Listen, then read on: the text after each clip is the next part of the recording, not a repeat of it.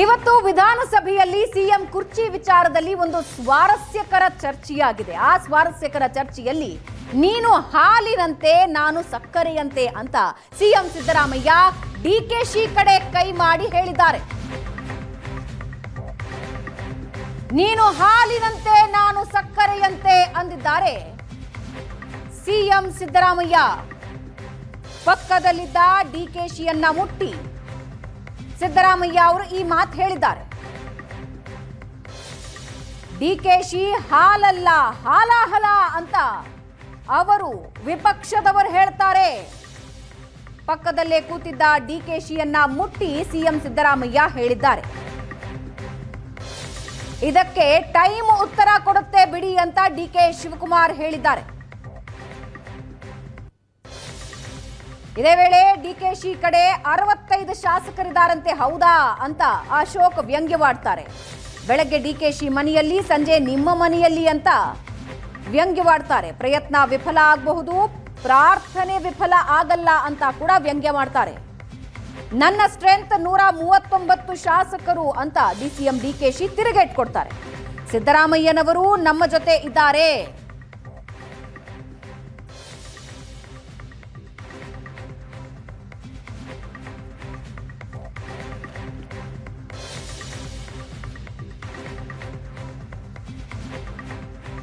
ಯಾವ ಕ್ರೈಸಿಸ್ ಬೇಡ, ಅವರು ನನ್ನ ಜೊತೆ ನಿಲ್ತಾರೆ ಅಂತ ಡಿಕೆ ಶಿವಕುಮಾರ್ ಅಶೋಕ್ ಅವರ ಮಾತಿಗೆ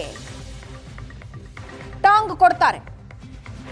ಯಾವ ಕ್ರೈಸಿಸ್ ಬೇಡ, ಅವರು ನನ್ನ ಜೊತೆ ನಿಲ್ತಾರೆ, ಅವರು ನನಗೆ ನಿಲ್ತಾರೆ ಅಂತ ಆರ್ ಅಶೋಕ್ಗೆ ಡಿಕೆಶಿ ಟಾಂಗ್ ಕೊಟ್ಟಿದ್ದಾರೆ. ವಿಧಾನಸಭೆಯಲ್ಲಿ ಸಿಎಂ ಕುರ್ಚಿ ವಿಚಾರದಲ್ಲಿ ಹೀಗಿದ್ದೊಂದು ಸ್ವಾರಸ್ಯಕರ ಚರ್ಚೆಯಾಯಿತು. ನೀವು ಹೇಳ್ತಾ ಇದ್ದೀರಲ್ಲ, ಚೀಫ್ ಮಿನಿಸ್ಟರ್ಗೂ ಡಿಕೆ ಶಿವಕುಮಾರ್ಗೂ ಜಗಳ ಇದೆ ಅಂತ. ಹಾಲು ಸಕ್ಕರೆ ಅಂತ ಹೇಳ್ದಿಲ್ಲಪ್ಪ. ಇವ್ರಿಗೆ ನೋಡಿ, ನಿನ್ಗೆ ಹೇಳಿರೋದು ಹಾಲು ಅಂತ ನಿನ್ಗೆ ಹೇಳಿ, ನನಗೆ ಸಕ್ಕರೆ ಅಂತ ಹೇಳಿ, ಅವರು ಹಾಲು ಹಲ್ಲ ಹಾಲಾಹಲ ಅಂತ ಹೇಳಿದ್ರು. ಟೈಮ್ ಉತ್ತರ ಕೊಡ್ತದೆ. ಈಗ ಡಿ ಕೆ ಶಿವಕುಮಾರ್ ಹೇಳುತ್ತಾರೆ ಸಮಯನೇ ಉತ್ತರ ಕೊಡ್ತೈತೆ ಅಂತ ಹೇಳಿದ್ದಾರೆ. ಆ ಸಮಯ ಯಾವುದು ಅಂತ ಹೇಳ್ಬಿಟ್ರೆ ನಮ್ಗೂ ಸಂತೋಷ ಆಗ್ತದೆ. ಆ ಸಮಯ ಯಾವುದು ಅಂತ ಗೊತ್ತಾಗಬೇಕಲ್ಲ. 56 ಜನ ಡಿ ಕೆ ಜೊತೆಗೂ ಇದಾರಂತೆ, 56. ನಾನು ಆಮೇಲೆ ಈ ಕಡೆ ಅವ್ರನ್ನ ಕೇಳಿದೆ, ಸಿದ್ದರಾಮಯ್ಯ ಕಡೆ, ಅಣ್ಣ ಅವರೆಲ್ಲ ನಮ್ಮ ಮನೆಗೆ ಬೆಳಗ್ಗೆ ಬರ್ತಾರೆ, ಸಂಜೆ ಅಲ್ಲಿ ಹೋಗ್ತಾರಣ್ಣ ಅಂತ. ಮ್ಯಾನೇಜ್ ಇವಾಗ ಹೇಳಿದ್ನಲ್ಲ, ಯಾರು ನನ್ನ ಫ್ರೆಂಡ್ ಸಂತೋಷ್ ಲಾಡು, ಇದೇ ಕ್ಯಾಟಗಿರಿ ಸಂತೋಷ್ ಲಾಡ್ದು. ಬೆಳಗ್ಗೆ ಒಂದ್ ಕಡೆ, ಸಾಯಂಕಾಲ ಒಂದ್ ಕಡೆ. ಅಲ್ಲ, ಅದಕ್ಕೆ ಹೇಳೋದು ಕನ್ಫ್ಯೂಸ್ ಔಟೈತೆ. ಅಲ್ಲ, ಸಭಾಧ್ಯಕ್ಷ ಡಿಕೆಗೆ ಕನ್ಫ್ಯೂಸ್ ಔಟೈತೆ, ಯಾರು ನಂಬೋದು ಯಾರನ್ನ ಬಿಡೋದು. ಅದಕ್ಕೆ ಅವ್ರು ಹೇಳಿದ್ದಾರೆ, ಪ್ರಯತ್ನ ವಿಫಲ ಆಗ್ಬೋದು, ಪ್ರಾರ್ಥನೆ ವಿಫಲ ಆಗಲ್ಲ ಅಂತ ಹೇಳಿದ್ದಾರೆ. ಈ ಅನುಭವದ ಮೇಲೆನೆ ಅವ್ರು ಹೇಳಿರೋದು. ಈ ಅನುಭವದ ಮೇಲೆ ಎನ್ನ ತಂದಿಕ್ ನನಗೇನಾಗಬೇಕು, ನಾನೇನು ತಂದಿಕ್ಕೆ ಮುಖ್ಯಮಂತ್ರಿ ನನಗೇನಾಗಬೇಕಾಯ್ತು. 136 ಜನ ಇದ್ದಾರೆ.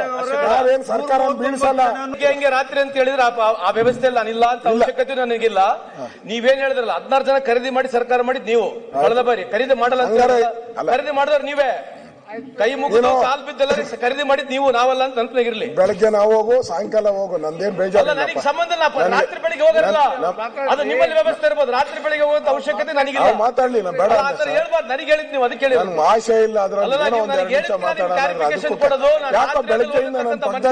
ಕತ್ರಿ ಹೊಡಿತಾರೆ, ಅವಶ್ಯಕತೆ ಇಲ್ಲ. ನೀವು ಆತರ ಹೇಳಿದಕ್ಕೆ ನಾನು ಹೇಳ್ತಿರೋದು. ಸ್ಪೀಕರ್ ಒಳ್ಳೆ ಚಂದಾಗಿ ಮಾಡ್ತಾರೆ. ನೀವು ನಾನು ಬೆಳಗ್ಗೆಯಿಂದ ಕ್ವಶನ್ಗಳು ಮಾಡ್ತಾ ಇದ್ದೀರಲ್ಲ ನೀವು. ಅಲ್ಲ, ಆತರ ಹೇಳ್ಬಾರ್ದು ಅಂತಕ್ಕಂಥದ್ದು ಮಾತು. ಅದೇನು ನೀವು ಆತರ ಹೇಳ್ತಕ್ಕಂಥದ್ದು ಮಾತು ಸರಿಯಲ್ಲ ಅಂತಕ್ಕಂಥ ನನ್ನ ವಾದ. ಬಿಡಪ್ಪ. ಅಲ್ಲ, ಗೌರವ ಇದೆ ನಿಮ್ಮ ಬಗ್ಗೆ, ಆತರ ಮಾತಾಡಬಾರ್ದು ನೀವು. ಆಯ್ತು. ಈಗ ಅಶೋಕ್, ನೀನು ಬಹಳ ಸೀನಿಯರ್ ಇದೆಯಾ, ಬೇರೆಯವ್ರಕ್ಕಿಂತ ಪಪ್ಪ ಸೀನಿಯರ್. ನಿನ್ಗಿಂತ ಒಂದು ವರ್ಷ, ನಿನ್ಗಿಂತ ಒಂದು ಸೀನಿಯರ್ ಇದೆಯಾ? ಇಲ್ಲ, ನಿನ್ಗಿಂತ ಒಂದು ಟರ್ಮ್ ಕಡಿಮೆ ಇರ್ಬೋದು, ಬಟ್ ಇವರ ಸೀನಿಯರ್ ಪಾಲಿಟಿಷಿಯನ್. ಬಹಳ ಚಿಕ್ಕ ವಯಸ್ಸಲ್ಲೇ ನಂಗೆ ಒಂದು ಪಕ್ಷ ಟಿಕೆಟ್ ಕೊಟ್ಟಿದೆ, ಬೆಳೆದಿದ್ದೀನಿ. ಪಾಲಿಟಿಕ್ಸ್ ಅಲ್ಲಿ ಮೇರು ಗೇರು ಏನು ಎಂತೆಂತವ್ರದೋ ಎಲ್ಲ we have seen. Mix and match ಎಲ್ಲ ನೋಡಿದೀವಿ, ಏಟ್ ತಿಂದಿದ್ದೀವಿ, ತೊಂದರೆ ಅನುಭವಿಸಿದೀವಿ, ಜೈಲ್ ಅನುಭವಿಸಿದೀವಿ, ಎಲ್ಲ ಆಗಿದೆ. ನನ್ನ ಸ್ಟ್ರೆಂತ್ 139 ಜನ, including Siddaramaiah. Siddaramaiah is also with me 100%. No question. ನಾವಿಬ್ರು ಒಂದು ಕೈ ಜೋಡಿಯಾಗಿ ಇಬ್ರು ಜೊತೆ ಕೆಲಸ ಮಾಡಿಕೊಂಡು ಈ ರಾಜ್ಯದಲ್ಲಿ ಜನಕ್ಕೆ ಒಂದು ಮಾತು ಕೊಟ್ಟಿದ್ದೀವಿ. ಆ ಮಾತಿನಂತೆ ನಡಿತೀವಿ. ಇವತ್ತು ನಡಿತೀವಿ, ಮುಂದೆನೂ ನಡಿತೀವಿ. ಕನ್ಫ್ಯೂಷನ್ನೇ ಬೇಡ. ಇದಕ್ಕೆ ಎಲ್ಲ ಕ್ರೈಸಿಸ್ ಅಲ್ಲೂ ಅವ್ರ ಜೊತೆ ನಿಂತಿದ್ದೀನಿ, ಮುಂದಕ್ಕೂ ನಿಂತ್ಕೋತೀನಿ. ಅವರು ನನ್ನ ಕ್ರೈಸಿಸ್ ಅಲ್ಲಿ ಎಲ್ಲಾ ತರದಲ್ಲೂ ನಿಂತ್ಕೊಳ್ತಾರೆ. ಟ್ವೀಟ್ ನೀವು ಯಾವ ರೀತಿ ವಿಚಾರ ಮಾಡ್ಕೊಳ್ತೀರೋ ನಿಮ್ ಬಿಟ್ಟಿದ್ದಷ್ಟೇ. ಕೆಲವರೆಲ್ಲ ಟ್ವೀಟ್ಗಳು ನಮ್ಮ ಆಫೀಸ್ಗಳಲ್ಲಿ ಮಾಡ್ತಾರೆ, ನಿಮ್ಮ ಆಫೀಸಲ್ಲಿ ಮಾಡ್ತಾರೆ. ಬೇಡ, ಏನ್ ಬೇಡ. ನಥಿಂಗ್. ಸರ್, ನಿಮ್ದ ಸ್ಟ್ರೆಂತ್ ನೀವು ಹೇಳ್ತಾ ಇದ್ರಿ 136 ಜನ ಇನ್ಕ್ಲೂಡಿಂಗ್ ಮುಖ್ಯಮಂತ್ರಿ ನಮ್ಮ ಸ್ಟ್ರೆಂತ್ ಅಂತ ಹೇಳಿದ್ರಿ. ಆದ್ರೆ ಹಿಂದೆ ಇದೇ ಸದನದಲ್ಲಿ ನೀವು ನಿಮ್ ಸ್ಟ್ರೆಂತ್ ಬಗ್ಗೆ ಮಾತಾಡಿದ್ರಿ. ನನಗೆ ಯಾವಾಗ ಮಂತ್ರಿ ಸ್ಥಾನ ಸಿಗ್ಲಿಲ್ಲ, SM ಕೃಷ್ಣ ಅವರ ಮನೆಗೆ ಹೋಗಿ ಬಾಗಿಲು ಒದ್ದು ಮಂತ್ರಿ ತಗೊಂಡೆ ಅಂತ ಹೇಳಿ. ನಾವು ಆದ ನಿಮ್ ಸ್ಟ್ರೆಂತ್ ಸರ್, ಅದು ನಿಮ್ಮ ನ್ಯಾಚುರಲ್ ಕ್ವಾಲಿಟಿ. ಮಾತಿಗೆ, ಅಶೋಕ್ ಮಾತಿಗೆ ನಾನು ಜಗ್ಗಲ್ಲ, ತರ ಕಷ್ಟಪಡ್ತೀನಿ. ಇನ್ನು ನಾನು ಸಿಎಂ ಹೀಗೆ ಜೋಡಿಯಾಗಿ ಇರ್ತೀವಿ ಅಂತ DCM DK ಶಿವಕುಮಾರ್ ಹೇಳಿದ್ದಾರೆ. ಜನತೆಗೆ ಕೊಟ್ಟ ಮಾತಿನಂತೆ ಈಗಲೂ ಮುಂದೆಯೂ ನಡೀತೀವಿ, ಕಷ್ಟದಲ್ಲಿ ಪರಸ್ಪರ ನಿಲ್ತೀವಿ, ಮುಂದೆಯೂ ನಿಲ್ತೀವಿ ಅಂತ DCM DK ಶಿವಕುಮಾರ್ ಮಾತಾಡಿದ್ದಾರೆ. ರಾಜಕಾರಣದಲ್ಲಿ ನಂಬರ್ ಮೇಲೆ ಯಾವುದೂ ನಿರ್ಧಾರ ಆಗಲ್ಲ, ಏನೇ ಇದ್ರೂ ಪಕ್ಷಗಳು ತೀರ್ಮಾನ ಮಾಡುತ್ತವೆ ಅಂದಿದ್ದಾರೆ DCM DK ಶಿವಕುಮಾರ್. 2028ಕ್ಕೆ ನೋಡೋಣ ಮುಂದೇನಾಗತ್ತೆ ಅಂತ ಹೇಳಿ ಅಂತ DK Shivakumar ಕೂತ್ರು. DCM DK Shivakumar ಅವರು ಎಲ್ಲವನ್ನೂ ಸ್ಪಷ್ಟತೆ ಕೊಟ್ಟಿದ್ದಾರೆ ಅಂತ ಸಿಎಂ ಹೇಳಿದ್ದಾರೆ. ಅವರು ವಾಸ್ತವ ಮಾತಾಡಿದ್ದಾರೆ, ವೈರಾಗ್ಯದ ಮಾತಾಡಿಲ್ಲ ಅಂತ ಸಿಎಂ ಹೇಳಿದ್ದಾರೆ. DKಶಿ ಅವರು ಹೇಳಿದ್ದು ನನಗೆ ಅರ್ಥ ಆಗಿಲ್ಲ ಅಂತ ಆರ್ ಅಶೋಕ್ ಹೇಳ್ತಾರೆ. DK ಶಿವಕುಮಾರ್ ಹೇಳುತ್ತಾರೆ ಸಮಯನೇ ಉತ್ತರ ಕೊಡ್ತೈತೆ ಅಂತ ಹೇಳಿದ್ದಾರೆ. ಆ ಸಮಯ ಯಾವುದು ಅಂತ ಹೇಳ್ಬಿಟ್ರೆ ನಮ್ಗೂ ಸಂತೋಷ ಆಗ್ತದ. ಆ ಸಮಯ ಯಾವುದು ಅಂತ ಗೊತ್ತಾಗಬೇಕಲ್ಲ. ಯಾವ್ದಪ್ಪ? ಬರೀ ಟೈಮ್ ಫಿಕ್ಸ್ ಮಾಡಲ್ಲ. ಈಗ ನೀನ್ ಯಾರ ಕಡೆ?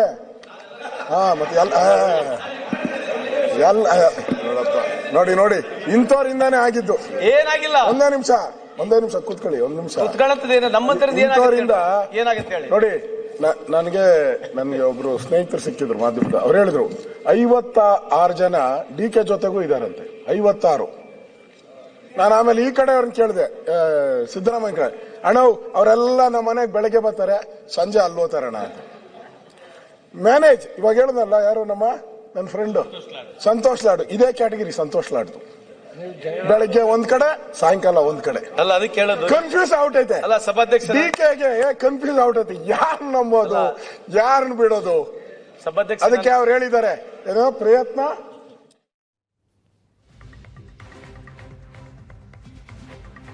ಎಸ್, ಈ ಬಗ್ಗೆ ಇನ್ನಷ್ಟು ಡೀಟೇಲ್ಸ್ ನೀಡ್ತಾರೆ ನಮ್ಮ ಪ್ರತಿನಿಧಿ ಮಾರುತೇಶ್. ಲೈವ್ ನಲ್ಲಿ ಜಾಯ್ನ್ ಆಗ್ತಾ ಇದ್ದಾರೆ. ಮಾರುತೇಶ್, ಎಲ್ಲವೂ ಬಂತು ಅಂತ ಅನ್ಸುತ್ತೆ. ಇದು ಸ್ವಾರಸ್ಯ ಅನ್ಸಿದ್ರು ಕೂಡ ಏನೇನಿತ್ತು ಎಲ್ಲವೂ ಬಂತು. ಸಿದ್ದರಾಮಯ್ಯ ಅವ್ರು ಹೇಳ್ತಾರೆ ಹಾಲು ಸಕ್ಕರೆ ಅಂತ, ಹಾಲಾಹಲ ಅಂತ ಹೇಳ್ತಾರೆ. ಇದರ ಜೊತೆಗೆ ಮಾತನ್ನ ನೆನಪಿಸ್ತಾರೆ DK ಶಿವಕುಮಾರ್. ಏನೇನಾಯ್ತು ಇವತ್ತಿಲ್ಲಿ?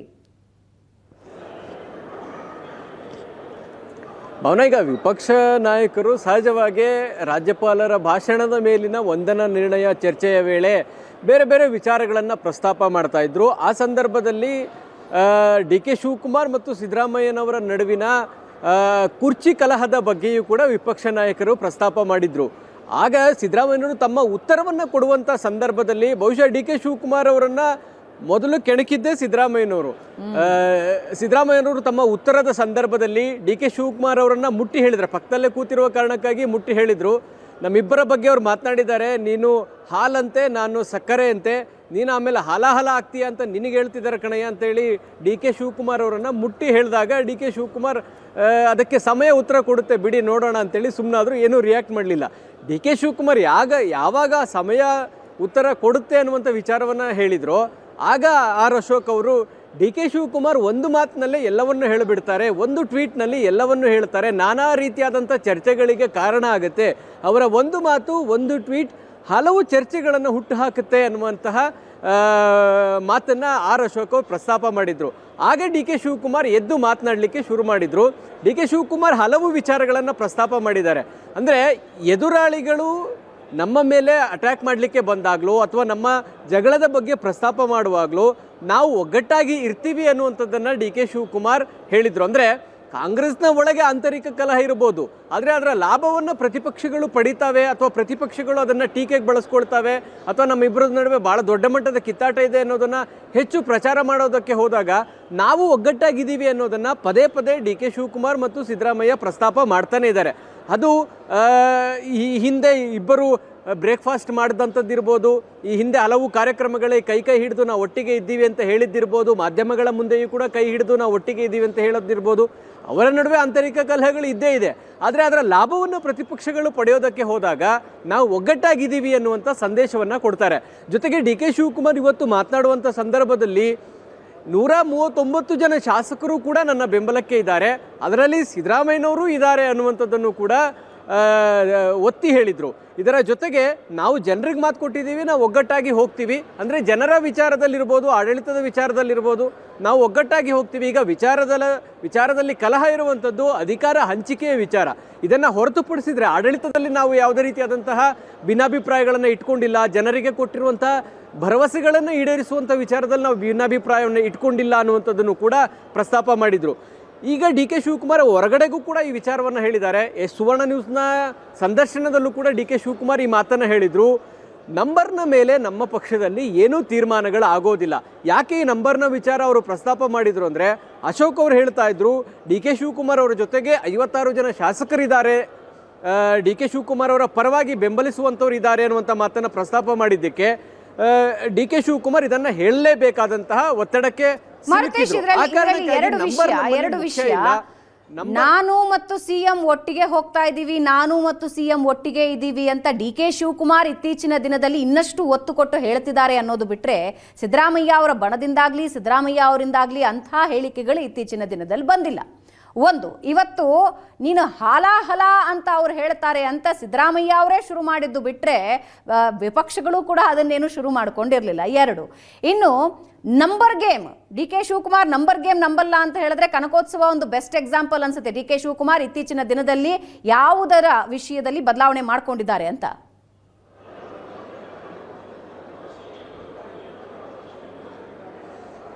ಅಲ್ಲ, ನಾವಿಬ್ಬರೂ ಒಗ್ಗಟ್ಟಾಗಿದ್ದೀವಿ, ನಾವಿಬ್ಬರೂ ಜನರಿಗೆ ಮಾತು ಕೊಟ್ಟಿದ್ದನ್ನು ಈಡೇರಿಸ್ತೀವಿ ಅಂತ ಒತ್ತಿ ಹೇಳ್ತಾ ಇರೋದು. ಅದರ ಹಿಂದೆ ಒಂದು ಮೆಸೇಜ್ ಇದೆ. ಅಂದರೆ ಹೈಕಮಾಂಡ್ ತೀರ್ಮಾನವ ಏನೇ ತೆಗೆದುಕೊಂಡ್ರು ನಾವು ಸ್ವೀಕರಿಸ್ತೀವಿ ಅನ್ನುವಂಥ ಅರ್ಥದಲ್ಲೂ ಕೂಡ ಡಿ ಕೆ ಶಿವಕುಮಾರ್ ಇವತ್ತಿನ ವಿಧಾನಸಭೆಯಲ್ಲಿ ಹೇಳಿದ ಅರ್ಥ ಕೂಡ ಅದೇ. ಅವರು ನನ್ನ ಬೆಂಬಲಕ್ಕಿದ್ದಾರೆ, ನಾನು ಅವರ ಬೆಂಬಲಕ್ಕಿದ್ದೇನೆ, ಅವರ ಕಷ್ಟದಲ್ಲಿ ನಾನು ಬೆಂಬಲವಾಗಿ ನಿಂತಿದ್ದೀನಿ, ನನ್ನ ಕಷ್ಟಕ್ಕೂ ಅವರು ಬೆಂಬಲವಾಗಿ ನಿಲ್ತಾರೆ. ಈ ಮಾತನ್ನು ಹೇಳೋದರ ಉದ್ದೇಶ ಏನು ಅಂದರೆ, ನಾಳೆ ಹೈಕಮಾಂಡ್ ಈ ವಿಚಾರದಲ್ಲಿ ಏನೇ ತೀರ್ಮಾನಗಳನ್ನು ತೆಗೆದುಕೊಂಡ್ರೂ ಕೂಡ ನಾವು ಇಬ್ಬರೂ ಒಪ್ಕೊಳ್ತೀವಿ, ಯಾವುದೇ ಭಿನ್ನಾಭಿಪ್ರಾಯವನ್ನು ಮಾಡಿಕೊಳ್ಳೋದಿಲ್ಲ ಅನ್ನುವಂಥದ್ದನ್ನು ಕೂಡ ಹೇಳುವಂಥ ಪ್ರಯತ್ನವನ್ನು ಡಿ ಕೆ ಶಿವಕುಮಾರ್ ಅವರು ಮಾಡ್ತಿದ್ದಾರೆ. ಯಾಕೆಂದರೆ ಡಿ ಕೆ ಶಿವಕುಮಾರ್ ಅವರಿಗೆ ಇದು ಅನಿವಾರ್ಯ. ಡಿ ಕೆ ಶಿವಕುಮಾರ್ ಸಿಡಿದೇ ಎದ್ದು ಹೋಗುವಂತಹ ಪರಿಸ್ಥಿತಿಯಲ್ಲಿ ಇಲ್ಲ. ಅವರು ನಂಬರ್ನ ವಿಚಾರದ ಬಗ್ಗೆ ಪದೇ ವಿಪಕ್ಷಗಳು ಹೇಳಿದಾಗಲೂ ಕೂಡ 139 ಜನ ಶಾಸಕರು ನನ್ನ ಬೆಂಬಲಕ್ಕೆ ಇದ್ದಾರೆ ಅನ್ನುವಂಥ ಮಾತನ್ನು ಡಿ ಕೆ ಶಿವಕುಮಾರ್ ಪದೇ ಹೇಳ್ತಿದ್ದಾರೆ. ಇದರ ಜೊತೆಗೆ ನಾನು ಮತ್ತು ಸಿಎಂ ಒಂದು ಇತ್ಯರ್ಥಕ್ಕೆ ಬಂದಿದ್ದೀವಿ ಅಥವಾ ಒಂದು ಅಂಡರ್ಸ್ಟ್ಯಾಂಡಿಂಗ್ಗೆ ಬಂದಿದ್ದೀವಿ, ಹೈಕಮಾಂಡ್ ಏನು ತೀರ್ಮಾನವನ್ನು ತೆಗೆದುಕೊಳ್ಳುತ್ತೋ ಅದರಂತೆ ನಡೆದುಕೊಳ್ತೀವಿ ಅನ್ನುವಂಥದ್ದನ್ನು ಹೇಳ್ತಿದ್ದಾರೆ. ಸಿದ್ದರಾಮಯ್ಯನವರಿಗೆ ಹೈಕಮಾಂಡ್ನ ಮೇಲೆ ವಿಶ್ವಾಸ ಇದೆ, ಹಾಗಾಗಿ ಹೈಕಮಾಂಡ್ ಹೇಗೆ ಹೇಳುತ್ತೋ ಹಾಗೆ ಕೇಳ್ತೀವಿ ಅಂತೇಳಿ ಸಿದ್ದರಾಮಯ್ಯ ಕೂಡ ಹೇಳ್ತಿದ್ದಾರೆ. ಈ ಬದಲಾವಣೆ ವಿಚಾರಕ್ಕೆ ಸಂಬಂಧಪಟ್ಟ ಹಾಗೆ ಹೈಕಮಾಂಡ್ ಏನಾದರೂ ಸಭೆ ಕರೆದ್ರೆ ನನ್ನ ಪರವಾಗಿ ತೀರ್ಮಾನ ಆಗ್ಬೋದು ಅನ್ನುವ ಕಾರಣಕ್ಕಾಗಿ ಡಿ ಕೆ ಶಿವಕುಮಾರ್ ಕೂಡ ವಿಶ್ವಾಸದಲ್ಲಿದ್ದಾರೆ. ಏನೇ ತೀರ್ಮಾನ ಕೊಟ್ಟರು ಕೂಡ ನಾವಿಬ್ಬರು ಒಪ್ಕೊಳ್ತೀವಿ ಅನ್ನೋ ಅದರ ಅರ್ಥವೇ ಅವರು ನನ್ನ ಬೆಂಬಲಕ್ಕಿದ್ದಾರೆ, ನಾನು ಅವರ ಬೆಂಬಲಕ್ಕಿದ್ದೀನಿ ಎನ್ನುವಂಥ ಡಿ ಕೆ ಶಿವಕುಮಾರ್ ಅವರು ಮಾತು ವ್ಯಕ್ತವಾಗಿದ್ದು ಕೂಡ ಇದೇ ಕಾರಣಕ್ಕಾಗಿ.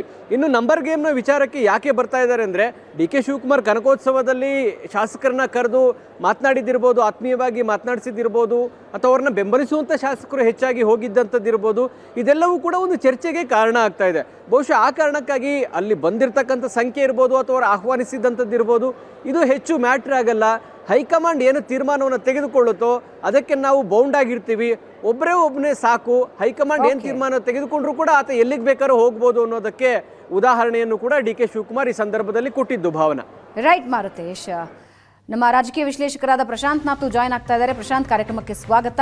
ಮೊದಲಿಗೆ ಸಿದ್ದರಾಮಯ್ಯ ಅವರ ಮೊದಲ ಸಾಲನ್ನು ನಾವಿಲ್ಲಿ ಮಾತಾಡಬೇಕು ಅಂತ ಅನ್ಸುತ್ತೆ. ನಂಬರ್ ಗೇಮ್ ಬಗ್ಗೆ ಆಮೇಲೆ ಬರೋಣ. ಆದರೆ ನೀನು ಹಾಲು ನಾನು ಸಕ್ಕರೆ, ವಿಪಕ್ಷದವರು ಹೇಳ್ತಾರೆ ಹಾಲಾಹಲ ಅಂತ ಸಿದ್ದರಾಮಯ್ಯ ಕುಟುಕಿದ್ರ ಡಿ ಕೆ ಶಿವಕುಮಾರ್ನ?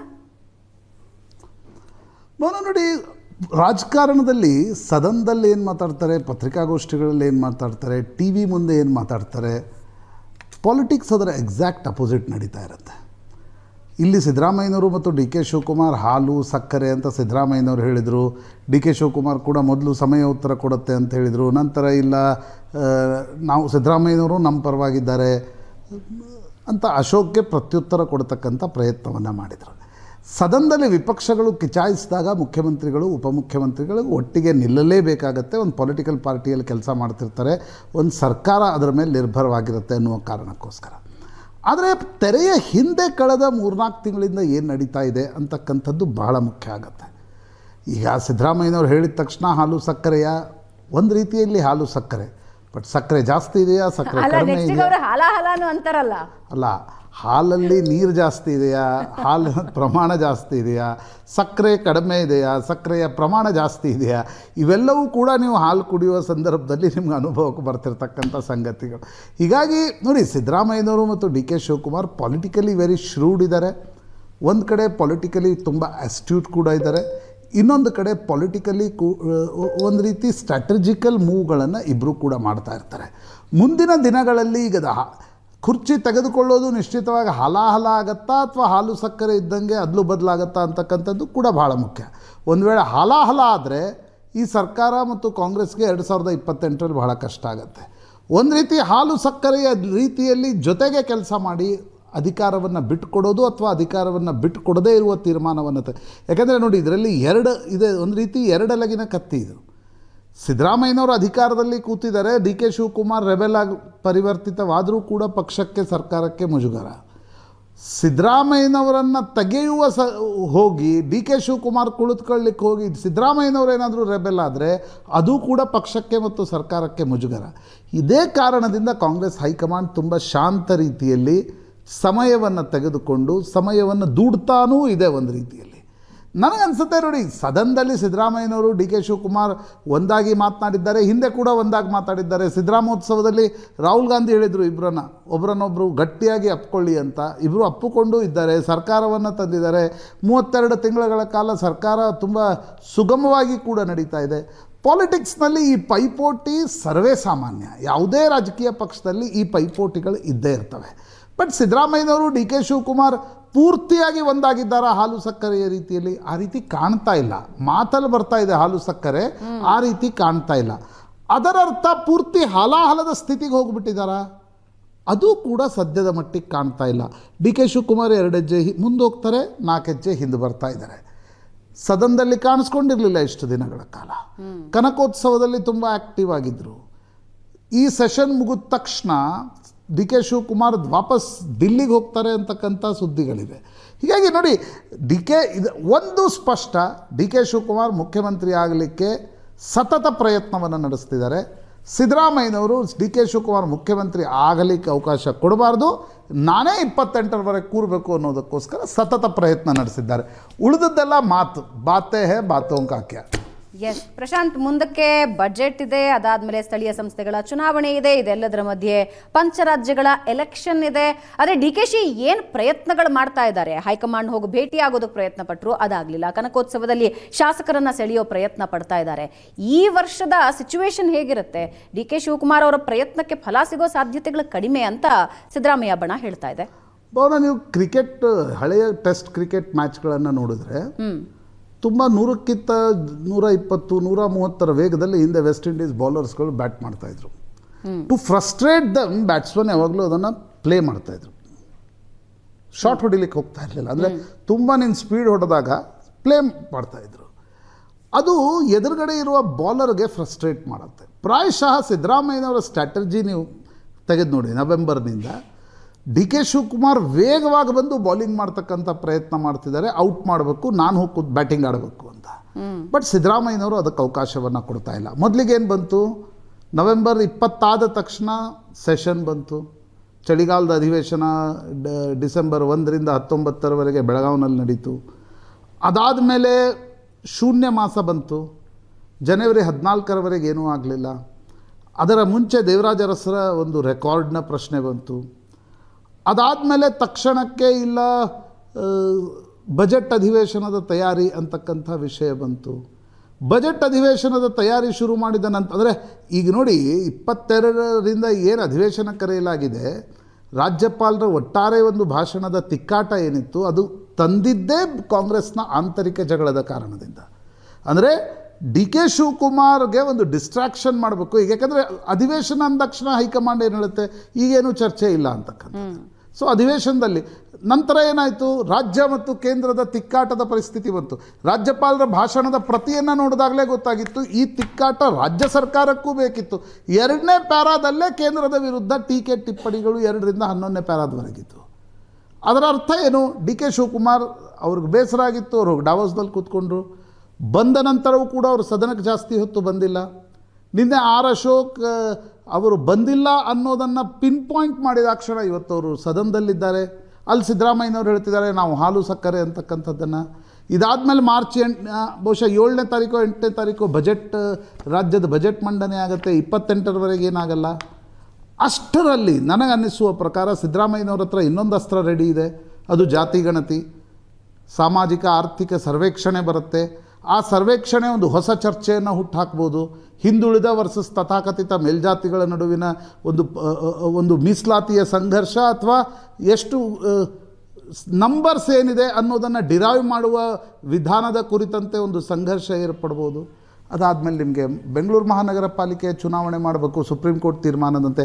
ಗೊತ್ತಿಲ್ಲ ಅದು ನಡೆಯುತ್ತಾ, ಸುಪ್ರೀಂ ಕೋರ್ಟ್ಗೆ ಇನ್ನಷ್ಟು ಅಪ್ಲಿಕೇಶನ್ ಹೋಗ್ತಕ್ಕಂಥ ಸ್ಥಿತಿಯಲ್ಲೂ ಕೂಡ ಇವೆ. ಹೀಗಾಗಿ ನಿಮಗೆ ಜೂನ್ ಜುಲೈವರೆಗೆ ಮೇ 26ಕ್ಕೇನೋ ಬಹುಶಃ ಸಿದ್ದರಾಮಯ್ಯನವರ ಸರ್ಕಾರದ 3 ವರ್ಷಗಳು ಪೂರ್ಣಗೊಳ್ಳುತ್ತವೆ.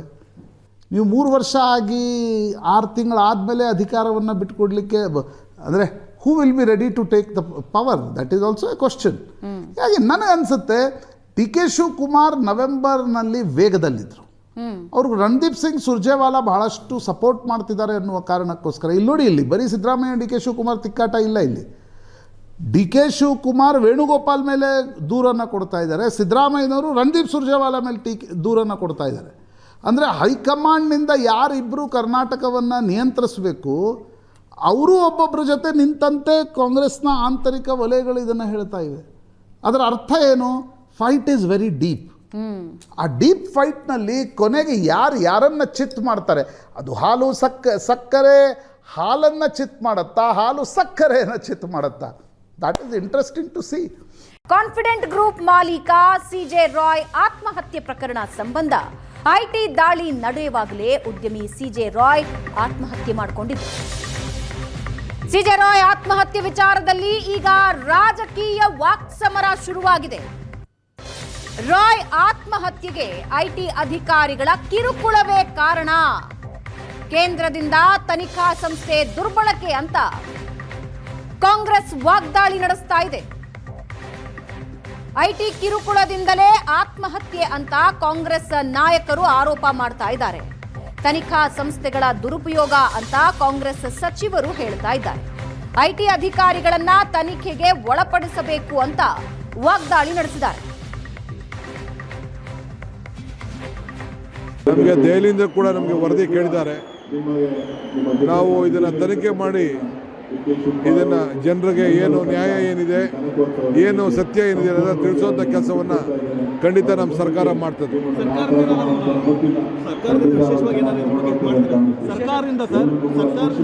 ಖಂಡಿತ ಸರ್ಕಾರ ನಮ್ಮ ರಾಜ್ಯದಲ್ಲಿ ಆಗಿರೋದ್ರಿಂದ ಇದು ಸರ್ಕಾರ ವಿಶೇಷವಾಗಿ ತನಿಖೆಯನ್ನು ಮಾಡ್ತದೆ. ಹೌದಪ್ಪ, ಇದು ಆಗಿದೆ ನಮ್ಮಲ್ಲೇ. ಇದು ನಮಗೆ ನಾನು ಇದನ್ನೆಲ್ಲ ಹೇಳಿಸಿದ್ರೆ ನಾನು ಮಾತಾಡೋದು ರಾಜಕಾರಣ ಆಗ್ತದೆ. ಇದು ನಾವು ಖಂಡಿಸ್ತೇವೆ. ಈ ಕಿರುಕುಳ ಸರಿ ಇಲ್ಲ. ಇದ್ರ ಬಗ್ಗೆ ನಾವು ರಿಪೋರ್ಟ್ ಬಂದ ಮೇಲೆ ನಿಮ್ಗೆ ತಿಳಿಸ್ತೀವಿ. ಕಳೆದ 10 ವರ್ಷದಿಂದ ಐಟಿ, ಇಡಿ ಮತ್ತು GST ಹರಾಸ್ಮೆಂಟು ಉದ್ಯಮಿಗಳಿಗೆ ಆಗ್ತಾ ಇವೆ. ಯಾರು ಕೇಂದ್ರ ಸರ್ಕಾರಕ್ಕೆ ತಲೆಬಾಗೋದಿಲ್ಲ. ಅವರಿಗೆ ಅದಾನಿ ಅಂಬಾನಿ ಅಂಥವರಿಗೆ ಐಟಿ, ಇಡಿ ಏನೂ ಇಲ್ಲ. ಇನ್ಫ್ಯಾಕ್ಟ್ ಗೌರ್ಮೆಂಟು ಅವ್ರಿಗೆ ಕೆಲಸ ಮಾಡ್ತಾ ಇದ್ದಾರೆ ನೋಡಿ. ಇದು ನಾವು ಹೇಳೋದಲ್ಲ, ಕುಟುಂಬದವರೇ ಹೇಳಿದಾರಲ್ಲ. ನಾನು ಹೇಳಿದರೆ ರಾಜಕೀಯ ಅಂತ ಹೇಳ್ಬೋದು ತಾವು. ರಾಯ್ ಅವರು ಕೆಳಮಟ್ಟದಿಂದ ಬೆಳ್ಕೊಂಡು ಬಂದಂಥ ವ್ಯಕ್ತಿ. ಅಂಥ ಏನು ಡೆಸ್ಪರೇಷನ್ ಇತ್ತು ಅಥವಾ ಅಂಥದ್ದೇನು ಹತಾಶರಾಗಿದ್ದರು ಯಾವುದಕ್ಕೆ? ಅವ್ರದ್ದು ಬಿಸ್ನೆಸ್ ಮಾಡಲು ಡೆಟ್ ಫ್ರೀ ಅಂತ, ಅಂದರೆ ಯಾವುದೇ ಸಾಲ ಇರಲಾರ್ದೆ ಬಿಸ್ನೆಸ್ ಮಾಡಬೇಕಂತ ಅವ್ರದ್ದು ಒಂದು ಯಾವಾಗಲೂ ಜನರಿಗೆ ಸಲಹೆ ಕೊಡ್ತಾ ಇದ್ರು. ಮತ್ತು ಅಂಥ ವ್ಯಕ್ತಿಗೆ ಏನು ಸಾಲ ಇಲ್ಲ, ಏನಿಲ್ಲ. ಮತ್ತು ಯಾಕಂತ ಒಂದು ನಿರ್ಧಾರ ತಗೊಂಡ್ರು. ಮತ್ತು ಅವ್ರದೇ ಕುಟುಂಬದವರು IT ಅಂದಾಗ ಏನಿದೆ ತನಿಖೆನಲ್ಲಿ ಹೊರಗೆ ಬರಲಿ. ನೋಡಿ, ಕೇಂದ್ರ ಸರ್ಕಾರದ ವ್ಯಾಪ್ತಿಯಲ್ಲಿ ಬರುವಂತಹ ಸ್ವಾಯತ್ತ ಸಂಸ್ಥೆಗಳನ್ನು ಈಗಾಗಲೇ ಕೇಂದ್ರದ BJP ಸರ್ಕಾರ ದುರುಪಯೋಗ ಮಾಡಿಕೊಳ್ತಾ ಇದೆ. ಇಲ್ಲಿ ನ್ಯಾಯಯುತವಾಗಿ ಏನಿದೆ ಅದು ಮಾಡಲಿಕ್ಕೆ ಯಾರ್ದು ಅಭ್ಯಂತರ ಇರೋದಿಲ್ಲ. ಆದರೆ ಕೇಂದ್ರದ ಒಂದು ಸೂಚನೆ ಮೇರೆಗೆ ಕಿರುಕುಳ ಕೊಡುವಂಥದ್ದು, ಹರಾಸ್ ಮಾಡುವಂಥದ್ದು, ಅವರಿಗೆ ಹೆದರಿಕೆ ಹಾಕುವಂಥದ್ದು, ಬೆದರಿಕೆ ಹಾಕುವಂಥದ್ದು, ಇದು ಇವತ್ತು ಇಡೀ ವ್ಯವಸ್ಥೆನೇ ಹಾಳಾಗ್ತಾ ಇದೆ. ಇದರ ಬಗ್ಗೆ ಉದ್ಯಮಿ CJ ರಾಯ್ ಆತ್ಮಹತ್ಯೆಗೆ ಮೋಹನ್ ದಾಸ್ ಪೈ ಬೇಸರ ವ್ಯಕ್ತಪಡಿಸಿದ್ದಾರೆ. ITಯಿಂದ ತೆರಿಗೆದಾರರನ್ನ ಕಾಪಾಡಿ ಅಂದಿದ್ದಾರೆ ಮೋಹನ್ ದಾಸ್ ಪೈ. ಕಾಫಿ ಡೇ ಸಂಸ್ಥಾಪಕ ಸಿದ್ಧಾರ್ಥ ಸಾವಿಗೆ ತೆರಿಗೆ ದಾಳಿಗಳೇ ಕಾರಣ ಅಂತ ಆರೋಪ ಮಾಡಿದ್ದಾರೆ. ಆವತ್ತು ಸಿದ್ಧಾರ್ಥ್, ಇಂದು ರಾಯ್, ಇದು ಟ್ಯಾಕ್ಸ್ ಟೆರರಿಸಂ ಅಂದಿದ್ದಾರೆ. ದಯವಿಟ್ಟು ಟ್ಯಾಕ್ಸ್ ಕಟ್ಟೋರ ರಕ್ಷಣೆ ಮಾಡಿ ಅಂತ IT ದಿಗ್ಗಜ ಕಿಡಿಕಿಡಿಯಾಗಿದ್ದಾರೆ. ತೆರಿಗೆದಾರರ ರಕ್ಷಿಸಿ ಅಂತ ಪ್ರಧಾನಿ ಮೋದಿ ನಿರ್ಮಲಾಗೆ ಆಗ್ರಹಿಸಿದ್ದಾರೆ.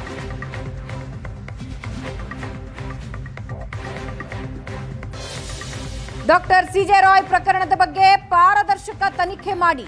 ಟ್ಯಾಕ್ಸ್ ಟೆರರಿಸಂ ಕಾರಣಕ್ಕೆ ಸಿದ್ಧಾರ್ಥನ ಕಳೆದುಕೊಂಡಿದ್ದೀವಿ.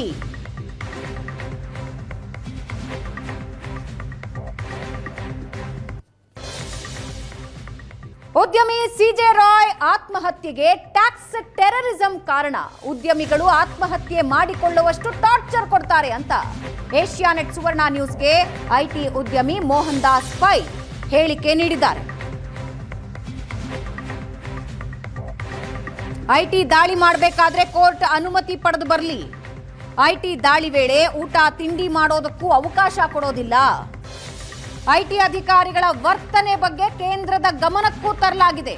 ಉದ್ಯಮಿ ಸಿದ್ಧಾರ್ಥ್ ಇದೇ ರೀತಿ ಸಾವನ್ನಪ್ಪಿದ್ರು ಅಂತ ಮೋಹನ್ ದಾಸ್ ಹೇಳ್ತಾರೆ. CJ ರಾಯ್ ಪ್ರಕರಣ ತನಿಖೆ ಮಾಡಿ ಅಂತ IT ದಿಗ್ಗಜ ಒತ್ತಾಯ ಮಾಡ್ತಿದ್ದಾರೆ. IT ದಾಳಿಗಳಿಗೆ ಸಂಬಂಧಪಟ್ಟಂಗೆ ತಾವು ಒಂದು ಈಗ ಪೋಸ್ಟ್ ಮಾಡಿದ್ರಿ, ಇದೊಂದು IT ಟೆರರಿಸಂ ಅನ್ನೋ ಒಂದು ವಿಚಾರಕ್ಕೆ ಸಂಬಂಧಪಟ್ಟಂಗೆ ಕೂಡ ಸರ್. ನೋಡಿ, IT ಟೆರರಿಸಂ ಆಗತ್ತೆ, ಡಿಸ್ಪ್ಯೂಟ್ಸ್ ಜಾಸ್ತಿ ಆಗತ್ತೆ. ಇವರು ಟ್ಯಾಕ್ಸ್ ಡಿಪಾರ್ಟ್ಮೆಂಟ್ ಅವರು ಮನೆಗೆ ಹೋಗ್ಬಿಟ್ಟು ರೇಡ್ ಮಾಡ್ತಾರೆ. ಮನೆಗೆ ಹೋಗ್ಬಿಟ್ಟು ರೇಡ್ ಮಾಡಿದ್ರೆ ನಿಮ್ಗೆ ಆಚೆ ಬಿಡಲ್ಲ, ಊಟ ಮಾಡಕ್ ಬಿಡಲ್ಲ, ಅಲ್ಲೇ ಒಳಗೆ ಇಟ್ಬಿಟ್ಟು ನಿಮ್ ಸುಮ್ನೆ ಒಂದು ಧಮಕಿ ಕೊಡ್ತಾರೆ. ಆಮೇಲೆ ಎಂಡಲ್ಲಿ ಇದು ಸೈನ್ ಮಾಡು, ಅದು ಸೈನ್ ಮಾಡು, ಸೈನ್ ಮಾಡಿದ್ರೆ ಇದು ಮಾಡ್ತಾರೆ, ಸೆಟಲ್ ಮಾಡ್ತಾರೆ. ಅಂದ್ರೆ ಎಲ್ಲರಿಗೂ ಭಯ ಆಗ್ಬಿಟ್ಟಿದೆ. 3 ದಿನ 4 ದಿನ ಮನೆಯಲ್ಲೇ ಕೂತ್ಕೊಂಡ್ಬಿಡ್ತಾರೆ. ಅರ್ಥ ಆಯ್ತಾ? ಅದು ಆಗ್ಬಾರ್ದು. ಆತ್ಮಹತ್ಯೆ ಮಾಡ್ಕೊಳ್ಳುವಷ್ಟು ಹರಾಸ್ಮೆಂಟ್ ಇರುತ್ತೆ ಸರ್ IT ದಾಳಿ ಅಂದ್ರೆ. ಇರ್ಬೇಕು. ಅದಕ್ಕೆ ಅಂತಂದ್ರೆ ಮಾಡಿದ್ದು. ಯಾಕೆ ಮಾಡ್ತಾರೆ ಅವರು? ಯಾಕೆ ಮಾಡ್ತಾರೆ? ನೀವು ಉದ್ಯಮಿಯಾಗಿ ಈಗ CJ ರಾಯ್ ಅವರ ಕೇಸನ್ನ ನೀವು ಯಾವ ರೀತಿ ಪರಿಗಣಿಸ್ತೀರಾ? ನೋಡಿ, CJ ರಾಯ್ ಅವರು ಬಿಸ್ನೆಸ್ ಮಾಡ್ತಾ ಇದ್ರು. ಇವರೇನೋ ಕೇರಳದಿಂದ ಬಂದ್ಬಿಟ್ಟು ಎಂಕ್ವೈರಿ ಮಾಡ್ಬಿಟ್ಟು ಆಫೀಸರ್ ಕೂತ್ಕೊಂಡ್ಬಿಟ್ಟು ಅವ್ರಿಗೆಲ್ಲ ಏನೋ ಮಾತಾಡಿದಾರೆ, ಏನೋ ಮಾಡಿದಾರ. ಈ ಮನುಷ್ಯ ಹೋಗ್ಬಿಟ್ಟು ಆತ್ಮಹತ್ಯೆ ಮಾಡ್ಬಿಟ್ಟಿದ್ದಾನೆ. ಅಂದ್ರೆ ಏನಾಯ್ತು? ಅವ್ನು ಏನೋ ಮಾಡಿರ್ಬೇಕು, ಸೆಟಲ್ ಮಾಡಿರ್ಬೇಕು. ಇಲ್ಲ ಯಾಕೆ ಮಾಡ್ತಾರೆ ಆತ್ಮಹತ್ಯೆ? ಅದಕ್ಕೆ ಎಂಕ್ವೈರಿ ಮಾಡ್ಲಿ. ಎಂಕ್ವೈರಿ ಮಾಡ್ಬಿಟ್ಟು ಏನಾಯ್ತು, ಯಾಕಾಯ್ತು ಅಂತ ಮಾಡ್ಬಿಟ್ಟು ಯಾರ ತಪ್ಪು ಮಾಡಿದ್ರೆ ಆಫೀಸರು ಅವ್ರಿಗೆ ಶಿಕ್ಷಣ ಕೊಡ್ಬೇಕು. ಯಾಕಂದ್ರೆ ಯಾರು ಆತ್ಮಹತ್ಯೆ ಮಾತಿದ್ರ ಮಾಡಲ್ಲ. ಈ ಮನುಷ್ಯ ಬಹಳ ಸಕ್ಸಸ್ಫುಲ್ ಬಿಸ್ನೆಸ್ ಮ್ಯಾನ್, ಬಹಳ ದುಡ್ಡಿದೆ, ಫೇಮ್ ಇದೆ, ಬಹಳ ವರ್ಷ ಕೆಲಸ ಮಾಡಿದ್ದಾರೆ. ಈ ತರ ಒಂದು ಅಕಂಪ್ಲಿಷ್ ಇಂಡಿವಿಜುವಲ್ ಅಂದ್ರೆ ಬಿಸ್ನೆಸ್ ಮ್ಯಾನ್ ಸುಮ್ನೆ ಆತ್ಮಹತ್ಯೆ ಮಾಡಲ್ಲ. ಆತ್ಮಹತ್ಯೆ ಮಾಡ್ಬೇಕಾದ್ರೆ ಏನಿದು ಗ್ರೇವ್ ಆಗಿತ್ತು ಅದೇ ಎಂಕ್ವೈರಿ ಮಾಡ್ಬೇಕು. ಅದು ಇನ್ನೊಂದೇನಂದ್ರೆ ನಮ್ಗೆಲ್ಲರಿಗೂ ಜನತೆಗೂ ಈ ತರ ರೇಡ್ ಇಂದ ಪ್ರೊಟೆಕ್ಷನ್ ಬೇಕು. ಯಾಕಂದ್ರೆ ಮನೆಗೆ ಬರೋದು ರೇರೆಸ್ಟ್ ಆಫ್ ರೇರ್ ಕೇಸಸ್ ಇರ್ಬೇಕು. ಸುಪ್ರೀಂ ಕೋರ್ಟ್ ಹೇಳಿದೆ, ನೀವ್ ಏನು ಮಾಡಿದ್ರು ಫಾನ್ಸಿ ಕೊಡ್ಬೇಕಾದ್ರೆ ರೇರೆಸ್ಟ್ ಆಫ್ ರೇರ್ ಕೇಸಸ್ ಇರ್ಬೇಕು. ರೈಡು ಅಷ್ಟೇ, ರೇರೆಸ್ಟ್ ಆಫ್ ರೇರ್ ಕೇಸ್. ಯಾರೋ ಮನೆಗೆ ಹೋಗ್ತಾರೆ, ಏನೇನೋ ಮಾಡ್ತಾರೆ, 4-5 ಜನ ಕಟ್ಬಿಡ್ತಾರೆ. ಮತ್ತೆ ಚಾರ್ಟ್ ಅಕೌಂಟ್ಸ್ ಹೇಳಿದ್ರೆ ಬಹಳ ಒಂದು ಕತೆ ಅವ್ರು ಹೇಳ್ತಾರೆ, ಎಷ್ಟು ದುಃಖದಿಂದ ಕತೆ ಹೇಳ್ತಾರೆ. ಇದು ದೊಡ್ಡವ್ರಿಗೆಲ್ಲ ಇದು ನಮ್ಗೆ ಅವ್ರಿಗೆ ಮೆಡಿಸಿನ್ ತಗೊಂಡ್ಬಿಟ್ಟಿಲ್ಲ, ಊಟ ಮಾಡಕ್ ಬಿಟ್ಟಿಲ್ಲ, ಮನೆಯಿಂದ ಆಚೆ ಒಳಗ್ ಬಿಟ್ಟಿಲ್ಲ, ಸುಮ್ನೆ ಅವ್ರಿಗೆ ಥ್ರೆಟನ್ ಮಾಡ್ತಾರೆ. ಎಂತಲ್ಲಿ ಏನೋ ಸಿಕ್ಕಿಲ್ಲ ಆದ್ರೆ ಒಂದು ಡಾಕ್ಯುಮೆಂಟ್ ಸೈನ್ ಮಾಡ್ಬಿಟ್ಟು ಫೋರ್ಸ್ ಮಾಡ್ತಾರೆ. ಎಲ್ಲರೂ ಅದೇ ಹೇಳ್ತಾರೆ. ಈ ತರ ಮಾಡಬಾರ್ದು. ನಮ್ಮ ಗಣತಂತ್ರದಲ್ಲಿ ಈ ತರ ಪವರ್ ಕೊಡಬಾರ್ದು ಇವ್ರಿಗೆಲ್ಲ. ಯಾಕಂದ್ರೆ ಯಾರಾದ್ರೂ ಮನೆಗೆ ಹೋಗ್ಬಿಟ್ಟು ರೇಟ್ ಮಾಡ್ಬೇಕಾದ್ರೆ ಕೋರ್ಟಿಂದ ಆರ್ಡರ್ ತಗೊಳ್ಳಿ, ಕೋರ್ಟಿಗೆ ಹೋಗ್ಬಿಟ್ಟು ಹೇಳಿ ಈ ಮನುಷ್ಯ ಇದೆಲ್ಲ ಮಾಡ್ತಾ ಇದ್ದಾರೆ, ನಮ್ಮ ಹತ್ರ ಎವಿಡೆನ್ಸ್ ಇದೆ ಅಂತೆಲ್ಲ ತೋರಿಸಿ ಕೋರ್ಟಿಗೆ. ಕೋರ್ಟ್ ಹೇಳ್ಬಿಟ್ಟು ಕೇಳಿ, ಪರ್ಮಿಷನ್ ಕೇಳಿ ರೇಡ್ ಮಾಡಕ್ಕೆ ಕೋರ್ಟ್ ಕೊಡ್ಲಿ. ಅಮೆರಿಕಲ್ಲೂ ಅಷ್ಟೇ, ಕೋರ್ಟಿಗೆ ಹೋಗ್ಬಿಟ್ಟು ಪರ್ಮಿಷನ್ ತಗೋಬೇಕು. ಅಮೆರಿಕ ಆತರ ಮಾಡ್ಬೇಕು. ನಮ್ಗೆ ಪ್ರೊಟೆಕ್ಷನ್ ಇಲ್ಲ. ಅಂದ್ರೆ ಈಗ ಉದ್ಯಮಿಗಳಿಗೆ ಎಲ್ಲೇ ದಾಳಿ ಮಾಡಬೇಕಂದ್ರೆ IT ಅವರು ಕೋರ್ಟ್ ಮುಖಾಂತರವಾಗಿ ಉದ್ಯಮಗಳಿಗೆಲ್ಲ ಯಾವುದೇ ಜನತೆಗೆ. ಹಾಂ sir, yes sir, yes sir, ನಿಮ್ಗೆ ಯಾರು ಬೇಕಾದ್ರೂ ಆಗ್ಬೋದು ಇದು. ಎಸ್ ಸರ್, ಎಸ್ ಸರ್, ಯಾಕಂದ್ರೆ ಇನ್ಕಮ್ ಟ್ಯಾಕ್ಸ್ಗೆ ಒಂದು ಇದು ಸಂಶಯ ಇರಬೇಕು. ಇವ್ರೇನೋ ಮಾಡ್ತಾ ಇದಾರೆ, ದುಡ್ಡಿದೆ ಅಂತ ಪ್ರೂಫ್ ಬೇಕಲ್ಲ, ಪ್ರೂಫ್ ಬೇಕಲ್ಲ. ಎಸ್ ಸರ್, ಎಸ್, ಹೌದು. ಆಮೇಲೆ ಬಹಳ ಜನನು ಹೇಳ್ತಾರೆ, ನೀವು ಚಾರ್ಜ್ ಅಕೌಂಟ್ಸ್ ಕೇಳಿ, ಅವ್ರು ಯಾರು ಹೇಳೋದು, ಅವ್ರು ಮುಂಚೆ ನೀವು ರೆಕಾರ್ಡ್ ಅಲ್ಲಿ ಬರೋ ರೆಕಾರ್ಡ್ ಬಂದು ಕೇಳ್ತಾರೆ ಏನೇನು ಯಾಕೆ ಮಾಡಿದ್ರು ಅಂತ. ಸರ್, ಈಗ ಉದ್ಯಮಿ CJ ರಾಯ್ ಆತ್ಮಹತ್ಯೆಗೆ ಮೋಹನ್ ದಾಸ್ ಪೈ ಆಕ್ರೋಶ ವ್ಯಕ್ತಪಡಿಸಿದ್ದು, ಮೋಹನ್ ದಾಸ್ ಪೈ ಹೇಳಿದ್ದು ಸರಿ ಇದೆ ಅಂತ ಪ್ರದೀಪ್ ಈಶ್ವರ್ ಹೇಳ್ತಾ ಇದ್ದಾರೆ. ಟ್ಯಾಕ್ಸ್ ಟೆರರಿಸಂ ಇದೆ, IT ಅವರು ಟಾರ್ಗೆಟ್ ಮಾಡ್ತಾ ಇದ್ದಾರೆ. ರಾಯ್ ಶೂಟ್ ಮಾಡಿಕೊಂಡಿದ್ದು ಯಾರಾದ್ರೂ ನೋಡಿದ್ದಾರಾ? IT EDಗೆ ಏನು ಕೊಂಬಿಲ್ಲ, ಎಲ್ರಿಗೂ ಒಂದೇ ಕಾನೂನು ಅಂದಿದ್ದಾರೆ. CJ ರಾಯ್ ಆತ್ಮಹತ್ಯೆ ಬಗ್ಗೆ ಶಾಸಕ ಪ್ರದೀಪ್ ಈಶ್ವರ್ ಹೇಳಿಕೆ ಇದು. ನನಗೂ ರಾಯ್ ಒಳ್ಳೆ ಸ್ನೇಹಿತರಾಗಿದ್ರು ಅಂತ ಸಂತೋಷ್ ಲಾಡ್ ಮಾತಾಡಿದ್ದಾರೆ. ಮೇಕ್ ಇಂಡಿಯಾ ಇಂಡಿಯಾ ಅಂತ ಹೇಳಿ ಬಿಜೆಪಿ ಮಾಡಿದ್ದೇನು ಅಂತ ಕೇಳುತ್ತಿದ್ದಾರೆ. ಬಿಜೆಪಿ ನಾಯಕರ ವಿರುದ್ಧ ಸಚಿವ ಸಂತೋಷ್ ಲಾಡ್ ವಾಗ್ದಾಳಿ ನಡೆಸಿದ್ದಾರೆ.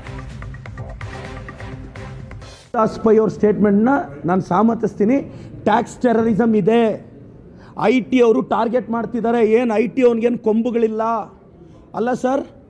ನಾನೊಂದು ಕ್ವಶನ್ ಕೇಳ್ತೀನಿ. CJ ರಾಯ್ ಅವ್ರದ್ದು ಎಲ್ಲರೂ ಹೇಳ್ತಾ ಇದ್ದಾರಲ್ಲ ಶೂಟ್ ಮಾಡ್ಕೊಂಡು ಸತ್ತೋದ್ರು ಅಂತ, ನಾವು ಯಾರಾದರೂ ನೋಡಿದ್ದೀವಾ? ನಾವು ನೋಡಿಲ್ಲ. ಒಳಗಡೆ ಇದ್ದಿದ್ದಾರು IT ಆಫೀಸರ್ಸು, ಸತ್ತೋಗಿದ್ದಾರು CJ ರಾಯ್. ನಾವು ಯಾವ ರೀತಿ ಕನ್ಕ್ಲೂಷನ್ಗೆ ಬರ್ತಿದ್ದೀವಿ ಶೂಟೌಟ್ ಮಾಡ್ಕೊಂಡು ಸತ್ತೋದ್ರು ಅಂತ? ಮೇಡಮ್, ನಾನು ಹೇಳ್ತಾ ಇರೋದು ಆ ಡೌಟ್ ನನಗಿದೆ. ಯಾಕೆ IT ಅವ್ರಿಗೇನು ಭಯ ಬೀಳೋದು? IT ಅವ್ರಿಗೆ ED ಅವ್ರಿಗೆ ಏನು ಕೊಂಬಿಲ್ಲ. IT ಅವ್ರಿಗಾದರೂ ಅವ್ರ ಅಪ್ಪನಿಗಾದರೂ ಒಂದೇ ಕಾನೂನು, ನನಗಾದರೂ ನಮ್ಮ ಅಪ್ಪನಿಗಾದರೂ ಒಂದೇ ಕಾನೂನು. ಯಾಕೆ IT ಅವ್ರು ನೋಡಿದ್ರೆ ಇವರೆಲ್ಲ ಭಯ ಬೀಳ್ತಾರೆ? ನೆಟ್ಟಿಗೆ ಟ್ಯಾಕ್ಸ್ಗಳು ಕಟ್ಟಿದ್ರೆ ಯಾವನಿಗೂ ಭಯ ಇರಲ್ಲ. IT ಅವರ ಕಿರುಕುಳನೇ ಕಾರಣ ಅಂತ ಅವರ ಸಹೋದರ ಗಂಭೀರ ಆರೋಪ ಮಾಡಿದ್ದಾರೆ. ಇಲ್ಲ, ಅದ್ರ ಬಗ್ಗೆ ನನಗೆ ಮಾಹಿತಿ ಇಲ್ಲ. ಬಟ್ ಖಂಡಿತವಾಗ್ಲಿ ಏನೋ ಅವರು ರಾಯ್ ಮಾಡ್ಕೊಂಡಿರ್ತಕ್ಕಂಥದ್ದು ಅದು ನಿಜಕ್ಕೂ ನನಗೆ ಭಾಳ ಬೇಜಾರಾಗಿದೆ. ಈ was a very good friend of mind, but very unfortunate. ಆ ಸಿಂಹ ಎಲ್ಲ ಕಡೆ ಭಾರತ ದೇಶದಲ್ಲಿ ಎಲ್ಲ ಸಿಂಹ ಹಿಂಗೆ ತರಿಸಿ ಟಿಕ್ಕಿ ತಿರುಗೋದು. ಒಂದು ದಿನಕ್ಕೆ ಹಿಂಗೆ ತಿರುಗಿಬಿಡೋ ಸಿಂಹ. ಎಷ್ಟು ಮಾಡಿದಿರಿ ಎಕ್ಸ್ಪೋರ್ಟು? ಏನು publicity? Make in India, made in India, make in India, made in India. ಎಲ್ಲಿಗೈತೆ? BJP ಮುಖಂಡರಲ್ಲಿ, ಕಾಂಗ್ರೆಸ್ ಮುಖಂಡರಲ್ಲಿ ಹೊಸತನ ಬರಬೇಕು, ಹೊಸದನ್ನ ಯೋಚನೆ ಮಾಡಬೇಕು. ಯಂಗರ್ ಜನ್ರೇಷನು, ಜನ್ರೇಷನ್ಗೆ ಯಾವುದೋ ಒಂದು ವಿಚಾರವಾದಂಥ ರಾಷ್ಟ್ರ ಕಟ್ಟತಕ್ಕಂಥದ್ರಲ್ಲಿ ಮಾತನಾಡಬೇಕು ವಿನಾವರ್ತು ಪ್ರೋಗ್ರೆಸ್ಸು, ಪಾಲಿಸಿ, ಡೆವಲಪ್ಮೆಂಟ್ ಬಗ್ಗೆ ಮಾತನಾಡಿದ್ರೆ ಬರೀ. ಇನ್ನು ಉದ್ಯಮಿ CJ ರಾಯ್ ಸುಯಿಸೈಡ್ ಕೇಸ್ ಪ್ರಕರಣ ಸಂಬಂಧ ಕೇರಳ CM ಈಗ ಎಂಟ್ರಿ ಕೊಟ್ಟಿದ್ದಾರೆ. ಕೇಂದ್ರಕ್ಕೆ ಪತ್ರ ಬರೆದಿದ್ದಾರೆ ಕೇರಳ CM.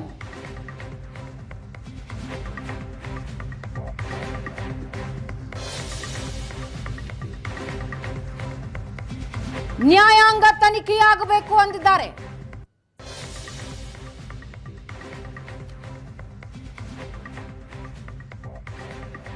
CJ ರಾಯ್ ಸಾವಿನ ಬಗ್ಗೆ ಸೂಕ್ತ ತನಿಖೆಯ ಅಗತ್ಯ ಇದೆ. ಹಣಕಾಸು ಸಚಿವೆ ನಿರ್ಮಲಾ ಸೀತಾರಾಮನ್ಗೆ CM ಪತ್ರ ಬರೆದಿದ್ದು, ರಾಯ್ ಆತ್ಮಹತ್ಯೆ ಸಮಾಜ, ಉದ್ಯಮಿಗಳಿಗೆ ಆಘಾತ ಮೂಡಿಸಿದೆ. ಈ ಘಟನೆ ದೇಶದ ತೆರಿಗೆ ಆಡಳಿತದ ಮೇಲೆ ಕಪ್ಪು ಚುಕ್ಕಿಯಂತಿದೆ. ಪ್ರಕರಣವನ್ನು ಗಂಭೀರವಾಗಿ ಪರಿಗಣಿಸಿ ಸೂಕ್ತ ತನಿಖೆ ನಡೆಯಲಿ. ಕೇಂದ್ರ ಹಣಕಾಸು ಸಚಿವರಿಗೆ ಪಿಣರಾಯಿ ಆಗ್ರಹಿಸಿದ್ದಾರೆ.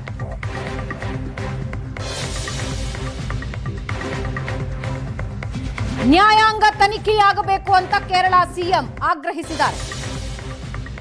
CJ ರಾಯ್ ಸಾವಿನ ಬಗ್ಗೆ ಸೂಕ್ತ ತನಿಖೆ ಅಗತ್ಯ ಇದೆ. ರಾಯ್ ಆತ್ಮಹತ್ಯೆ ಸಮಾಜ, ಉದ್ಯಮಿಗಳಿಗೆ ಆಘಾತ ಮೂಡಿಸಿದೆ. ಈ ಘಟನೆ ದೇಶದ ತೆರಿಗೆ ಆಡಳಿತದ ಮೇಲೆ ಕಪ್ಪು ಚುಕ್ಕಿಯಂತಿದೆ. ಪ್ರಕರಣವನ್ನ ಗಂಭೀರವಾಗಿ ಪರಿಗಣಿಸಿ ಸೂಕ್ತ ತನಿಖೆ ನಡೆಯಲಿ ಅಂತ ಪತ್ರ ಬರೆದಿದ್ದಾರೆ.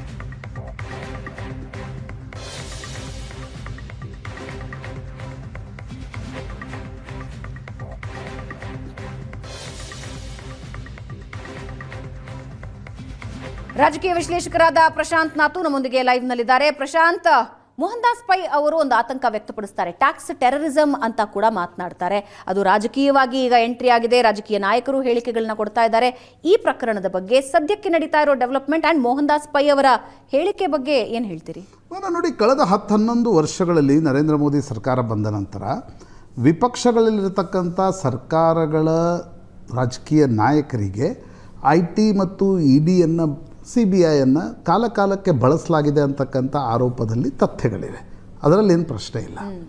ಆದರೆ CJ ರಾಯ್ ಯಾವುದೇ ರಾಜಕಾರಣಿ ಅಲ್ಲ. CJ ರಾಯ್ ಒಬ್ಬ ಉದ್ಯಮಿ. ನಾನು ಅವ್ರ ಸೋಷಿಯಲ್ ಮೀಡಿಯಾ ಪ್ರೊಫೈಲನ್ನು ನೋಡ್ತಾ ಇದ್ದೆ. ಆಗಾಗ ಅವರು ಲ್ಯಾಂಬೋರ್ಗಿನಿ ತೋರಿಸೋದು, ಬುಗಟಿ ತೋರಿಸೋದು, ರೋಲ್ಸ್ ರಾಯ್ಗಳನ್ನು ತೋರಿಸೋದು, ಅವರ ದುಬೈ ಅನೇಕ ಅವ್ರದ್ದು ಬಿಸ್ನೆಸ್ ವೆಂಚರ್ಸ್ಗಳನ್ನು ತೋರಿಸ್ತಾ ಇದ್ರು. ಅದರ ಅರ್ಥ ಏನು? ನೀವು ಇನ್ಕಮ್ ಟ್ಯಾಕ್ಸ್ ನಿಶ್ಚಿತವಾಗಿ ನೀವು ಇನ್ಕಮ್ ಟ್ಯಾಕ್ಸ್ನ ರೇಡು ಅಥವಾ ಇನ್ಕಮ್ ಟ್ಯಾಕ್ಸ್ನ ಪರ್ವ್ಯೂ ಅಲ್ಲಿ ಬರ್ತೀರಿ ಅಂತಕ್ಕಂಥದ್ದು ಸ್ಪಷ್ಟತೆ ಇತ್ತು. ಪ್ರತಿ ವರ್ಷ ಕಾನ್ಫಿಡೆಂಟ್ ಮೇಲೆ ದಾಳಿ ನಡೆದಿದೆ ಅಂತಕ್ಕಂಥದ್ದನ್ನು ಹೇಳಲಾಗತ್ತೆ. ನೋಡಿ, ಇದರಲ್ಲಿ ಎರಡು ಅಂಶಗಳು. ನಾನಂದರೆ DK ರವಿ ಪ್ರಕರಣ, MK ಗಣಪತಿ ಪ್ರಕರಣ, ಸಿದ್ಧಾರ್ಥ ಅವರ ಪ್ರಕರಣದ ನಂತರ ನಾನೊಬ್ಬ ರಾಜಕೀಯ ವಿಶ್ಲೇಷಣೆಕಾರನಾಗಿ ನಿಷ್ಕರ್ಷಕ್ಕೆ ತಲುಪಿದ್ದೇನು ಅಂತಂದರೆ, unless and until you know the full truth, ಏನನ್ನೂ ಕೂಡ ನಮ್ಮ ಕಡೆ ಮುಂಗಾಲ್ ಪುಟ್ಗಿ ಅಂತಾರೆ, ಆ ರೀತಿಯ ಹೇಳಿಕೆಗಳನ್ನು ಕೊಡೋದ್ರಲ್ಲಿ ಅರ್ಥ ಇಲ್ಲ. ಈಗ ಪ್ರದೀಪ್ ಈಶ್ವರ್ ಹೇಳ್ತಾಯಿದ್ರು, ಅವರು ಅಲ್ಲಿ ಹೋಗಿ ಯಾಕೆ ಹೊಡೆದ್ರು ಅಂತ. ಬೆಂಗಳೂರು ಪೊಲೀಸರು ಹೇಳ್ತಾರೆ ಬಾಗಿಲ ಹಾಕ್ಕೊಂಡು ಅವರೇ ಆತ್ಮಹತ್ಯೆ ಮಾಡಿಕೊಂಡ್ರು ಅಂತಕ್ಕಂಥದ್ದು. ಈಗ ಪ್ರದೀಪ್ ಈಶ್ವರು ಇನ್ವೆಸ್ಟಿಗೇಷನ್ ಮಾಡ್ತಾರಾ? I don't know. ಅವ್ರು ಹೇಳಿಕೆ ಕೊಡುವಲ್ಲಿ ಸ್ವತಂತ್ರರು, ಬಟ್ ಆ ಹೇಳಿಕೆಗಳಿಗೆ ಅರ್ಥ ಉಂಟಾ ಅಂತಕ್ಕಂಥದ್ದು ಪ್ರಶ್ನೆ. Tax terrorism ನಡೆಯಲ್ವಾ? ನಿಶ್ಚಿತವಾಗಿ ನಡೀತದೆ. ಭಾರತದಂಥ ದೇಶದಲ್ಲಿ ಒಂದು ಸಣ್ಣ ಪೊಲೀಸ್ FIRನಿಂದ ಹಿಡಿದು CBIನ ಇನ್ವೆಸ್ಟಿಗೇಷನ್ವರೆಗೆ ಮಾನಸಿಕವಾಗಿರ್ತಕ್ಕಂಥ ಟಾರ್ಚರ್ ಕೊಡಲಾಗತ್ತೆ ಅಂತಕ್ಕಂಥದ್ರಲ್ಲಿ ಅದು ಕಾಂಗ್ರೆಸ್ ಸರ್ಕಾರ, BJP ಸರ್ಕಾರ, JDS ಸರ್ಕಾರ ಅಂತ ಪ್ರಶ್ನೆ ಇರಲ್ಲ. ಅದರಲ್ಲಿ ನಮ್ಮಲ್ಲಿ ಇನ್ವೆಸ್ಟಿಗೇಷನ್ ಏಜೆನ್ಸಿಗಳು ಟ್ರಾನ್ಸ್ಪರೆಂಟಾಗಿ ಇನ್ವೆಸ್ಟಿಗೇಷನನ್ನು ನಡೆಸಲ್ಲ. ಕಾಲಕ್ಕೆ ಏನನ್ನು ಮಾಹಿತಿ ಕೊಡಬೇಕು ಅದನ್ನು ಕೊಡೋಲ್ಲ. ಮಾಧ್ಯಮಗಳಿಗೂ ಕೂಡ ದಾರಿ ತಪ್ಪಿಸಿರ್ತಕ್ಕಂಥ ನೂರಾರು ಉದಾಹರಣೆಗಳನ್ನು ನಾವು ನೋಡಿದ್ದೀವಿ. ಹೀಗಾಗಿ ಟ್ಯಾಕ್ಸ್ ಟೆರರಿಸಮ್ ಇಲ್ಲ ಅಂತಕ್ಕಂಥದ್ದನ್ನು ಸಾರಾಸಗಟ್ಟಾಗಿ ಯಾರೂ ಕೂಡ ಹೇಳುವ ಸ್ಥಿತಿಯಲ್ಲಿಲ್ಲ. ಮೋಹನ್ ದಾಸ್ ಪೈ ಅವರು ಸ್ವತಃ ಒಬ್ಬ ಉದ್ಯಮಿ ಇದ್ದಾರೆ. ಹೀಗಾಗಿ ಈ ಥರದ ನಾನಾ ರೀತಿಯ ಟ್ಯಾಕ್ಸ್ನ ನೋಟಿಸ್ಗಳಿಂದ ಹಿಡಿದು ಟ್ಯಾಕ್ಸ್ನ ರೇಡ್ವರೆಗೆ ಎದುರಿಸಿರ್ತಾರೆ. ಅದು ಒಂದು ಭಾಗ. ಎರಡನೇ ಭಾಗ ಆದರೆ ಇದರಲ್ಲಿ ಪರ್ಟಿಕ್ಯುಲರ್ ಕೇಸನ್ನು ತೆಗೆದುಕೊಂಡು ನೋಡ್ತಕ್ಕಂಥ ಸಂದರ್ಭದಲ್ಲಿ ಆ್ಯಕ್ಚುಲಿ CJ ರಾಯ್ ಏನಿದ್ರು, ಯಾಕೆ IT ತನಿಖೆ, ಈಗ ಕೊಚ್ಚಿನಿಂದ ಬಂದ ಅಧಿಕಾರಿಗಳು ಏನು ನಡೆಸ್ತಾ ಇದ್ರು, ಆ ತನಿಖೆ ಏನಿತ್ತು? ಈಗ ಒಂದು ಮೂಲಭೂತವಾಗಿರ್ತಕ್ಕಂಥ ಪ್ರಶ್ನೆ, ಒಂದೇ ದಿನ ನೀವು ರೇಡ್ ನಡೆದಾಗಲೇ ನಿಮಗೇನೂ ಆಗಲಿಲ್ಲ, ನಂತರ ನೀವು ಪ್ರೊಹಿಬಿಟಿವ್ ಆರ್ಡರ್ ಇದ್ದಾಗ ನೀವು ಗುಂಡು ಹಾಕ್ಕೊಂಡ್ರಿ, ಯಾಕೆ ಹಾಕ್ಕೊಂಡ್ರಿ ಅಂತಕ್ಕಂಥದ್ದು ಅಂತಿಮ ಸತ್ಯ ಹೊರಗಡೆ ಬರುವವರೆಗೆ ರಾಜಕೀಯ ಆರೋಪ ಪ್ರತ್ಯಾರೋಪಗಳ ಬಗ್ಗೆ ನಾನೇನು ಹೇಳಕ್ಕೆ ಹೋಗಲ್ಲ. ಯಾಕಂದರೆ ಇವ್ರ ಸರ್ಕಾರ ಇದ್ದಾಗ ಅವರು ಆರೋಪ ಮಾಡ್ತಾರೆ, ಅವ್ರ ಸರ್ಕಾರ. ಈಗ ನಾವು DK ರವಿ ಪ್ರಕರಣ ನೋಡಲಿಲ್ವಾ? ನಾವು ಮಾಧ್ಯಮಗಳು ಕೂಡ ಬೇಸ್ಟ್ ಬಿದ್ವಲ್ಲ. 3-4 ದಿನಗಳ ಕಾಲ ನಾವು DK ರವಿ ಪ್ರಕರಣದಲ್ಲಿ ಮಾಧ್ಯಮಗಳು ನಾವಾಗಿ ವರದಿ ಮಾಡಿರ್ತಕ್ಕಂಥ ರೀತಿಯ ನಂತರ ಸತ್ಯ ಬೇರೆ ಇತ್ತು. ಚಾರ್ಜ್ ಶೀಟ್ನಲ್ಲಿ ಬೇರೆ ಅಂಶಗಳು ಬೆಳಕಿಗೆ ಬಂದವು ಪೊಲೀಸ್ ತನಿಖೆಯಲ್ಲಿ. ಹೀಗಾಗಿ ನನಗನ್ಸುತ್ತೆ CJ ರಾಯ್ ಪ್ರಕರಣದಲ್ಲೂ ಕೂಡ ಯಾವುದನ್ನೂ ಕೂಡ ಪ್ರಿಯಾಂಪ್ಟ್ ಮಾಡಿ ಹೀಗೇ ಆಗಿದೆ ಇದಮಿತ್ತಮ್ ಅಂತಕ್ಕಂಥದ್ದನ್ನು ಹೇಳುವ ಸ್ಥಿತಿಯಲ್ಲಿ ನನಗನ್ಸುತ್ತೆ ಈಗ CJ ರಾಯ್ ಯಾಕೆ ಆತ್ಮಹತ್ಯೆ ಮಾಡಿಕೊಂಡ್ರು ಅಂತಕ್ಕಂಥದ್ದರ ಪೂರ್ತಿ ತನಿಖೆ ಆಗುವವರೆಗೆ ರಾಜಕೀಯ ಪಕ್ಷಗಳು ಹೇಳಿಕೆ ಕೊಡ್ಬೋದು. ಆದರೆ ಇಲ್ಲ, ಒಂದು ಇನ್ವೆಸ್ಟಿಗೇಷನ್ ಏಜೆನ್ಸಿಯನ್ನು ಟಾರ್ಗೆಟ್ ಮಾಡ್ಕೊಂಡು ಕಾಂಗ್ರೆಸ್ ಮಾತಾಡ್ತಾ ಇದೆ. ಆಗಿದ್ದಲ್ಲಿ ಅನೇಕ ಲಾಕಪ್ ಡೆತ್ಗಳು ನಡೀತಾವಲ್ಲ, ಸಣ್ಣ ವ್ಯಕ್ತಿಯ ಲಾಕಪ್ ಡೆತ್ಗಳು ನಡೀತಾವೆ. ಅದು ಯಾಕೆ ನಡೀತಾವಾಗಿದ್ರೆ ಆಗ ಅದನ್ನು ಪೊಲೀಸ್ ಅಂದರೆ ಇನ್ವೆಸ್ಟಿಗೇಷನ್ ಏಜೆನ್ಸಿಗಳು ತಮ್ಮ ಕೆಲಸ ಮಾಡಲಿಕ್ಕೂ ಒಂದು ರೂಮ್ ಬೇಕಾಗತ್ತೆ. ಹಾಗಿದ್ದಲ್ಲಿ ಇನ್ಕಮ್ ಟ್ಯಾಕ್ಸ್ ಡಿಪಾರ್ಟ್ಮೆಂಟ್ ಕೆಲಸ ಹೆಂಗೆ ಮಾಡಬೇಕು? ಇದರಲ್ಲಿ ನಾನಾ ರೀತಿಯಾಗಿರ್ತಕ್ಕಂಥ ಪ್ರಶ್ನೆಗಳಿವೆ ಭಾವನೆ. ಹಾಗಾಗಿ ನನಗನ್ಸುತ್ತೆ CJ ರಾಯ್ ಪ್ರಕರಣದಲ್ಲೂ ಕೂಡ ಅಂತಿಮ ಸತ್ಯ ಬೆಂಗಳೂರು ಪೊಲೀಸರ ತನಿಖೆಯ ನಂತರ ಹೊರಗಡೆ ಬರುವವರೆಗೆ. ಯಾಕಂದರೆ income tax is altogether a different investigation. ಅಲ್ಲೇನಂದರೆ ಅವರೇನು ಅರೆಸ್ಟ್ ಮಾಡಿರಲಿಲ್ಲ CJ ರಾಯನ್ನು, ಓಪನ್ ಆಗಿಬಿಟ್ಟಿದ್ರು. CJ ರಾಯನ್ನ ಅರೆಸ್ಟ್ ಮಾಡಿದ್ರಪ್ಪ, ನಿಮಗೆ ಮಾನಸಿಕವಾಗಿರ್ತಕ್ಕಂಥ ಕಿರುಕುಳ. ಎಂಡ್ ಆಫ್ ದ ಡೇ ನೀವು ಇಷ್ಟು ದೊಡ್ಡ ಬಿಸ್ನೆಸ್ ಎಂಪೈರ್ ಕಟ್ಟಿದಾಗ ಇನ್ಕಮ್ ಟ್ಯಾಕ್ಸ್ ಬಂತು, ED ಬಂತು, CBI ಬಂತು, ಬೇಡ ಒಂದು ಪೊಲೀಸ್ ಠಾಣೆಯ ನೋಟಿಸ್ ಬಂದರೂ ನಿಮಗೊಂದು ಕಿರಿಕಿರಿ ಆಗುತ್ತೆ. ಹಾಗಿರುವ ಸಂದರ್ಭದಲ್ಲಿ ಈ ಆತ್ಮಹತ್ಯೆ ನಡೆದಿದೆ. ನಮ್ಮ ಭಾರತ ಇದು. ಈ ಆತ್ಮಹತ್ಯೆಗೆ ನಾನಾ ರೀತಿಯ ಪೊಲಿಟಿಕಲ್ ಟಚ್ಗಳನ್ನು ಕೊಡ್ತೀವಿ, ಸ್ಪೆಕ್ಯುಲೇಷನ್ಸ್ಗಳನ್ನು ಮಾಡ್ತೀವಿ. ಬಟ್ ಅಂತಿಮವಾಗಿ ಇದು ಯಾಕಾಯಿತು ಅನ್ನೋದೊಂದು ಸೀರಿಯಸ್ ಇನ್ವೆಸ್ಟಿಗೇಷನ್ ಆಗಬೇಕು. ನಿಜಕ್ಕೂ IT ಅಧಿಕಾರಿಗಳು ನಿಮಗೆ ಮಾನಸಿಕ ಕಿರುಕುಳವನ್ನು ಕೊಟ್ರ? ನಂಬರ್ 1. ನಂಬರ್ 2, ದೊಡ್ಡ ಪ್ರಮಾಣದಲ್ಲಿ ಲಂಚ ಕೇಳಿದ್ರ? ಕೇರಳದ ಚುನಾವಣೆಗೆ ಹಣ ಕೇಳಿದ್ರ? ಈ ಎಲ್ಲ ಪ್ರಶ್ನೆಗಳು ಪಬ್ಲಿಕ್ ಡೊಮೇನ್ನಲ್ಲಿವೆ. ಯಾವುದನ್ನು ಪುಷ್ಟೀಕರಿಸಲಿಕ್ಕೂ ಸಾಧ್ಯ ಇಲ್ಲ, ಯಾವುದನ್ನು ನಿರಾಕರಿಸಲಿಕ್ಕೂ ನೀವು ಸಾಧ್ಯ ಇಲ್ಲ. That can come only after investigation. Thorough ಇನ್ವೆಸ್ಟಿಗೇಷನ್ನಿಂದ ಮಾತ್ರ. ಯಾಕಂದರೆ ಇದೇನಿದೆ ಪಾರ್ಟಿ ಪ್ರಿಸಮ್ನಿಂದ ನಾವೆಲ್ಲವನ್ನೂ ಕೂಡ ನೋಡ್ತೀವಿ. ಈಗ ಕಾಂಗ್ರೆಸ್ನವ್ರು ಹೇಳ್ತಾರೆ ಕೇರಳಕ್ಕೆ ಹಣ ಕೊಡಿ ಅಂತ, ಅದು ಹೆಂಗೆ ಅವರು ಅಂದರೆ ನನಗೆ ಅರ್ಥ ಆಗಲಿಲ್ಲ. ಅದು ನಂಬರ್ 1. ಆ ಆರೋಪಕ್ಕೆ ತಥ್ಯಗಳೇನಿವೆ? ಪುಷ್ಟೀಕರಿಸಲಿಕ್ಕೆ ನಿಮ್ಮ ಬಳಿ ಏನಾದರೂ ದಾಖಲೆಗಳಿವೆಯಾ? ಅಥವಾ ಫ್ಯಾಮಿಲಿ ಮೆಂಬರ್ಸ್ ಏನಾದರೂ ಆ ರೀತಿಯ ಆರೋಪ ಮಾಡ್ತಾ ಇದ್ದಾರಾ? ಹಾಗಾಗಿ ನನಗನ್ಸುತ್ತೆ ಬೆಂಗಳೂರು ಪೊಲೀಸರ ಥರೋ ಇನ್ವೆಸ್ಟಿಗೇಷನ್ನ ನಂತರ ಮತ್ತು ಇನ್ಕಮ್ ಟ್ಯಾಕ್ಸ್ ಡಿಪಾರ್ಟ್ಮೆಂಟ್ ಕೂಡ ನನಗನ್ಸುತ್ತೆ they should come clean. What is the status of CJ Roy file, ಅದು ಭಾಳ ಮುಖ್ಯ. ಯಾಕಂದರೆ ಅಲ್ಲಿ ಆತ್ಮಹತ್ಯೆ ಆಗಿರೋದ್ರಿಂದ ಇನ್ಕಮ್ ಟ್ಯಾಕ್ಸ್ ಡಿಪಾರ್ಟ್ಮೆಂಟ್ ಕೂಡ ಮುಂದೆ ಬಂದು, ಈಗ ಬೆಂಗಳೂರು ಗೋವಾ ಸರ್ಕಲ್ನವ್ರೇನು ತನಿಖೆ ಮಾಡ್ತಾ ಇರಲಿಲ್ಲ ಇದನ್ನು, ಕೇರಳದಲ್ಲಿ ಕೊಚ್ಚಿನ್ನಲ್ಲಿರ್ತಕ್ಕಂಥ ಅಧಿಕಾರಿಗಳು ಬಂದು ಇಲ್ಲಿ ತನಿಖೆಯನ್ನು ಮಾಡ್ತಾಯಿದ್ರು. ಅವರು ಕೂಡ ಈ ಪ್ರಕರಣದಲ್ಲಿ ಏನು ಸ್ಟೇಟಸ್ ಇತ್ತು, CJ ರಾಯ್ ಎಷ್ಟು ಕಟ್ಟಬೇಕಿತ್ತು, ಎಷ್ಟು ಆಸ್ತಿ ಉಳ್ಳವರು, ಎಷ್ಟು ಹೊಂದಿದ್ರು, ಏನು ಅಂದರೆ what is the reason that you put pressure on him and he end of the day ಅಂದರೆ ಒಂದು ರೀತಿ ಸುಸೈಡ್ ಯಾಕೆ ಮಾಡಿಕೊಂಡ್ರು? ಈ ಎಲ್ಲ ಪ್ರಶ್ನೆಗಳಿಗೆ ಉತ್ತರ ಪೊಲೀಸರ ಪ್ರಾಥಮಿಕ ತನಿಖೆಯಿಂದ ಸಿಗುತ್ತೆ. ಅಲ್ಲಿವರೆಗೆ ಎಲ್ಲರೂ ಸ್ಪೆಕ್ಯುಲೇಷನ್ ಮಾಡ್ತಾ ಇರ್ಬೋದು. ಬಟ್ ನನಗನ್ಸುತ್ತೆ Bhavana, being A responsible journalist, DK Ravi ಪ್ರಕರಣ, MK ಗಣಪತಿ ಪ್ರಕರಣ, ಸಿದ್ಧಾರ್ಥ್ ಪ್ರಕರಣದ ನಂತರ ಈ ರೀತಿಯ ಸ್ಪೆಕ್ಯುಲೇಷನ್ಸ್ಗಳಲ್ಲಿ ಅರ್ಥ ಇಲ್ಲ. Let's wait for Bengaluru police investigation ಅಂತ. ಇನ್ನೊಂದು ಕಡೆ ಪಿಣರಾಯಿ ವಿಜಯನ್ ಎಲೆಕ್ಷನ್ ಇರೋದ್ರಿಂದ ಯಾವ ವಿವಾದನೂ ಬಿಡಲ್ಲ ಅಂತ ಅನ್ನಿಸ್ತಾ ಇದೆ. ಸೆಂಟ್ರಲ್ ಇವಾಗ ಪತ್ರ ಬರೆದಿದ್ದಾರೆ. ಪೊಲಿಟಿಕಲ್ ಪಾರ್ಟಿಗಳ ಕೆಲಸ ಚುನಾವಣೆ, ಆಮೇಲೆ ಕ್ರಿಶ್ಚಿಯನ್ ವೋಟ್ಸ್ಗಳಲ್ಲಿ ಜಾಸ್ತಿ ಇವೆ, that is also a reason. Malayali ಒಬ್ಬರು ಕರ್ನಾಟಕದಲ್ಲಿ ತೀರ್ಕೊಂಡಿದ್ದಾರೆ, that is also a reason. ಹಾಗಾಗಿ ಪಿಣರಾಯಿ ವಿಜಯನ್ ಕೋಗಿಲದಲ್ಲಿ ಬಂದರೂ ಪಿಣರಾಯಿ ವಿಜಯನ್ ಟ್ವೀಟ್ ಮಾಡ್ತಾ ಇದ್ದಾರೆ, CJ ರಾಯ್ ಪ್ರಕರಣದಲ್ಲೂ ಟ್ವೀಟ್ ಮಾಡ್ತಾ ಇದ್ದಾರೆ. End of the day it is politics. ಆ ಪಾಲಿಟಿಕ್ಸನ್ನು ಹೊರತುಪಡಿಸಿ ಇನ್ವೆಸ್ಟಿಗೇಷನ್ನಲ್ಲಿ ಏನು ಅಂಶಗಳು ಬೆಳಕಿಗೆ ಬರ್ತವೆ, ದಟ್ ಈಸ್ ವೆರಿ ಇಂಪಾರ್ಟೆಂಟ್ ಅಂತ ನನಗನ್ಸುತ್ತೆ. ರೈಟ್ ಪ್ರಶಾಂತ್, ವಾಪಸ್ ಬರ್ತೀನಿ. ಕೇಂದ್ರ ಬಜೆಟ್ನಲ್ಲಿ ದಕ್ಷಿಣ ರಾಜ್ಯಗಳಿಗೆ ಬಂಪರ್ ಕೊಡುಗೆ. ದಕ್ಷಿಣ ರಾಜ್ಯಗಳ ತೆರಿಗೆ ಪಾಲು ಹೆಚ್ಚಿಸಿದೆ ಕೇಂದ್ರ ಸರ್ಕಾರ. ತೆರಿಗೆ ಹಂಚಿಕೆಯಲ್ಲಿ ಅನ್ಯಾಯ ಅಂತ ದಕ್ಷಿಣ ರಾಜ್ಯಗಳು ಆರೋಪ ಮಾಡಿದ್ವು, ಪ್ರತಿಭಟನೆಗಳನ್ನು ಮಾಡಿದ್ವು.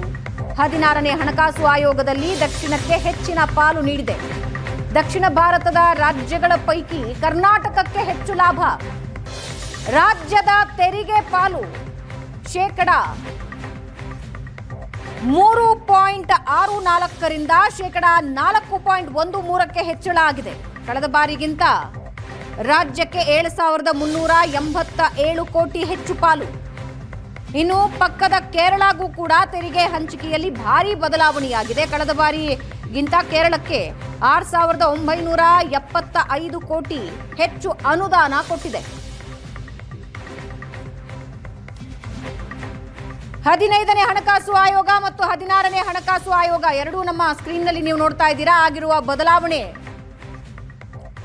ಡೀಟೇಲ್ಸ್ ನಿಮ್ಮ ಸ್ಕ್ರೀನ್ನಲ್ಲಿದೆ. ಕರ್ನಾಟಕದಲ್ಲಿ 15ನೇ ಹಣಕಾಸು ಆಯೋಗ ನೀಡಿದ್ದು 3.64%.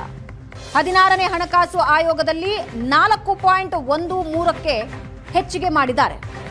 ಕೇರಳಕ್ಕೆ 1.92% 15ನೇ ಹಣಕಾಸು ಆಯೋಗದಲ್ಲಿದ್ದರೆ 16ನೇ ಹಣಕಾಸು ಆಯೋಗದಲ್ಲಿ 2.38ಕ್ಕೆ ಹೆಚ್ಚಳ ಮಾಡಿದ್ದಾರೆ. 6,975 ಕೋಟಿ ಹೆಚ್ಚಳ. ಆಂಧ್ರ ಪ್ರದೇಶಕ್ಕೆ ಕಳೆದ ಬಾರಿ ಇದ್ದಿದ್ದು 4.04%, ಈ ಬಾರಿ 4.21%, 2,594 ಕೋಟಿ ಹೆಚ್ಚಳ. ತೆಲಂಗಾಣಕ್ಕೆ 2.10% ಇತ್ತು, ಈಗ 2.17%, 1,098 ಕೋಟಿ ಹೆಚ್ಚಳ. ತಮಿಳುನಾಡಿಗೆ 4.07% ಇತ್ತು, ಅದು ಈಗ 4.09%, 274 ಕೋಟಿ ಹೆಚ್ಚಳ.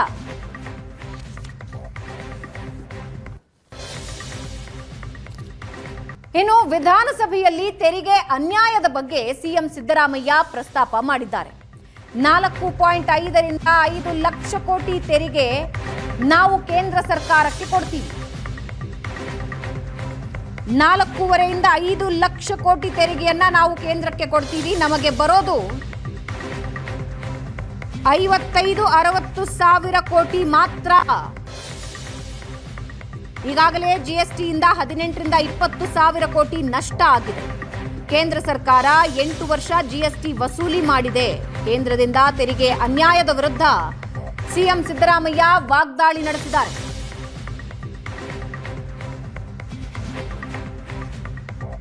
$4.5 ಲಕ್ಷದಿಂದ 5 ಲಕ್ಷ ಕೋಟಿ ಕೊಡ್ತೀವಿ ತೆರಿಗೆ.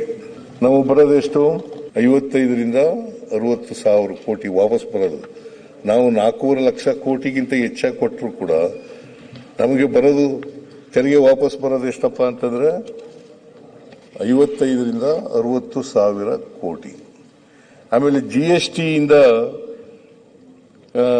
ವರ್ಷಕ್ಕೆ ಎಷ್ಟು ನಷ್ಟ ಆಗ್ತದೆ ಅಂತಂದ್ರೆ 18ರಿಂದ 20 ಸಾವಿರ ಕೋಟಿ. ಇದ್ದಕ್ಕಿದ್ದಲೇ GST ಬಂದದ್ದು 2017. ಈಗ ಎಷ್ಟನೇ ಇಸ್ವಿನಲ್ಲಿ ಇದ್ದೀವಿ ನಾವು? 2026. ಇದ್ದಕ್ಕಿದ್ದಲೇ ಕಡಿಮೆ ಮಾಡಿಬಿಟ್ರು. ಅದು 8 ವರ್ಷಗಳ ನಂತರ. 8 ವರ್ಷ GST ವಸೂಲು ಮಾಡಿದವರು ಯಾರು? ಕೇಂದ್ರ ಸರ್ಕಾರ.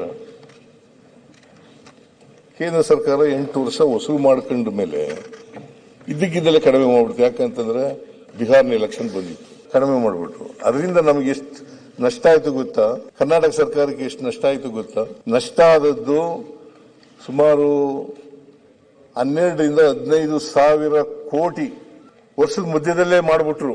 ಅದರಿಂದ ನಮಗೆ ನಾವು ಎಸ್ಟಿಮೇಟ್ ಮಾಡ್ಕೊಂಡಿದ್ವಿ ಇಷ್ಟು ಬರ್ಬೋದು, GST ಕಾಂಪನ್ಸೇಷನ್ ಅಂತ ಬರ್ಬೋದು ಅಂತ ಲೆಕ್ಕ ಹಾಕೊಂಡಿದ್ದು. ಗೊತ್ತಾಯ್ತು ನಿಮಗೆ ಈ ವರ್ಷ ನಮಗೆ ಇಷ್ಟೊಂದು ನಷ್ಟ ಆಗಿದೆಯಲ್ಲ, ಇದು ಕರ್ನಾಟಕಕ್ಕೆ ಆದ ನಷ್ಟ, ಕರ್ನಾಟಕದ ಜನರಿಗೆ ಆದಂತ ನಷ್ಟ. ವಿಧಾನಸಭೆಯಲ್ಲಿ ತೆರಿಗೆ ಬಗ್ಗೆ ಚರ್ಚೆ ವೇಳೆ ಬಿಯರ್ ಬಗ್ಗೆ ಪ್ರಸ್ತಾಪ ಆಗಿದೆ. 56,000 ಕೋಟಿ ತೆರಿಗೆ ಹಾಕಿದ್ದಾರೆ ಅಂತ ಅಶೋಕ್ ಆಕ್ರೋಶ ಹೊರಹಾಕ್ತಾರೆ. ತೆರಿಗೆ ಹಾಕಲೇಬೇಕು ಅಂತ ಸಮರ್ಥನೆ ಮಾಡಿಕೊಂಡ್ರು ಸಿಎಂ. ನಾವು ಹಾಕಿರೋ ತೆರಿಗೆ 6,000 ಕೋಟಿ ಅಂತ ಸಿಎಂ ಉತ್ತರ ಕೊಟ್ಟಿದ್ದಾರೆ. ಸದನದಲ್ಲಿ ರಾಯಲ್ ಸ್ಟ್ರಾಂಗ್ ಅಂತ ಬಿಯರ್ ಇದೆ ಕಣಯ್ಯ ಅಂತ ಸಿಎಂ ಹೇಳಿದ್ದಾರೆ.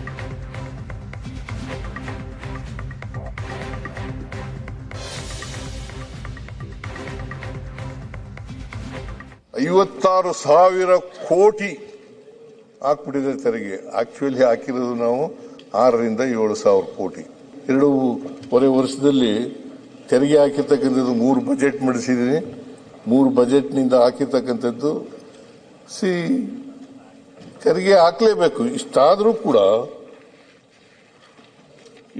ಕೂಡ ನೆರೆ ರಾಜ್ಯಗಳಿಗಿಂತ ನಾವು ಕಡಿಮೆನೇ ಇದ್ದೇವೆ. ತೆರಿಗೆ ಹಾಕ್ಬಿಟ್ಟಿದ್ದೀವಿ, ಹೆಚ್ಚು ಮಾಡಿಬಿಟ್ಟಿದ್ದೀವಿ ಅಂತಕ್ಕಂಥದ್ದು ಸತ್ಯಕ್ಕೆ ದೂರವಾದಂತ ಮಾತು. ಆಮೇಲೆ ಬೀರ್ ಮೇಲೆ ರಾಯಲ್ ಚಾಲೆಂಜ್ ಅಂತ ಸ್ಟ್ರಾಂಗ್ ಅಂತ ಇದೆ ಕಣಯ್ಯ. ನೀ ಕುಡ್ದಿದ್ಯಾ ಬೀರು? ಕುಡ್ದಿಲ್ಲ, ಗೊತ್ತಾಗಲ್ಲ ನಿನ್ಗೆ. ಬಿಡೋದು ಗೊತ್ತಿಲ್ಲದೆ ಮಾತಾಡ್ತೀಯಲ್ಲ ನೀನು. ಬೇರೆ ರಾಜ್ಯಗಳಿಗಿಂತ ಕಡಿಮೆ ಇದ್ದೇವೆ ನೋಡು. ಈಗ ಆಂಧ್ರ ಪ್ರದೇಶದಲ್ಲಿ ನಾವು ಕಿಂಗ್ ಫಿಶರ್ ಅಲ್ಟ್ರಾ ಲಾರ್ಜರ್ 225 ಇದ್ರೆ ಆಂಧ್ರ ಪ್ರದೇಶದಲ್ಲಿ 220 ಇದೆ. ಆಮೇಲೆ ತೆಲಂಗಾಣದಲ್ಲಿ 250 ಇದೆ. ಕೇರಳದಲ್ಲಿ ಕಡಿಮೆ ಇದೆ. ಕೇರಳದಲ್ಲಿ ಕಡಿಮೆ ಇದೆ. ಆಮೇಲೆ ಗೊತ್ತಿದೆಯಾ?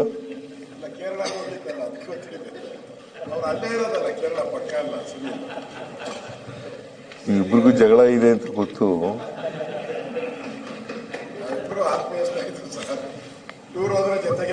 ಅವರು ಕುಡಿಸ್ತಾರಲ್ಲ ಎಲ್ಲರಿಗೂ. ಇದರೊಂದಿಗೆ ಇವತ್ತಿನ ಪಾರ್ಟಿ ರೌಂಡ್ಸ್ ಮುಗಿಸ್ತಾ ಇದ್ದೀವಿ. ನೇರ ದಿಟ್ಟ ನಿರಂತರ ಸುದ್ದಿಗಾಗಿ ನೋಡ್ತಾ ಇರಿ ಏಷ್ಯಾನೆಟ್ ಸುವರ್ಣ ನ್ಯೂಸ್.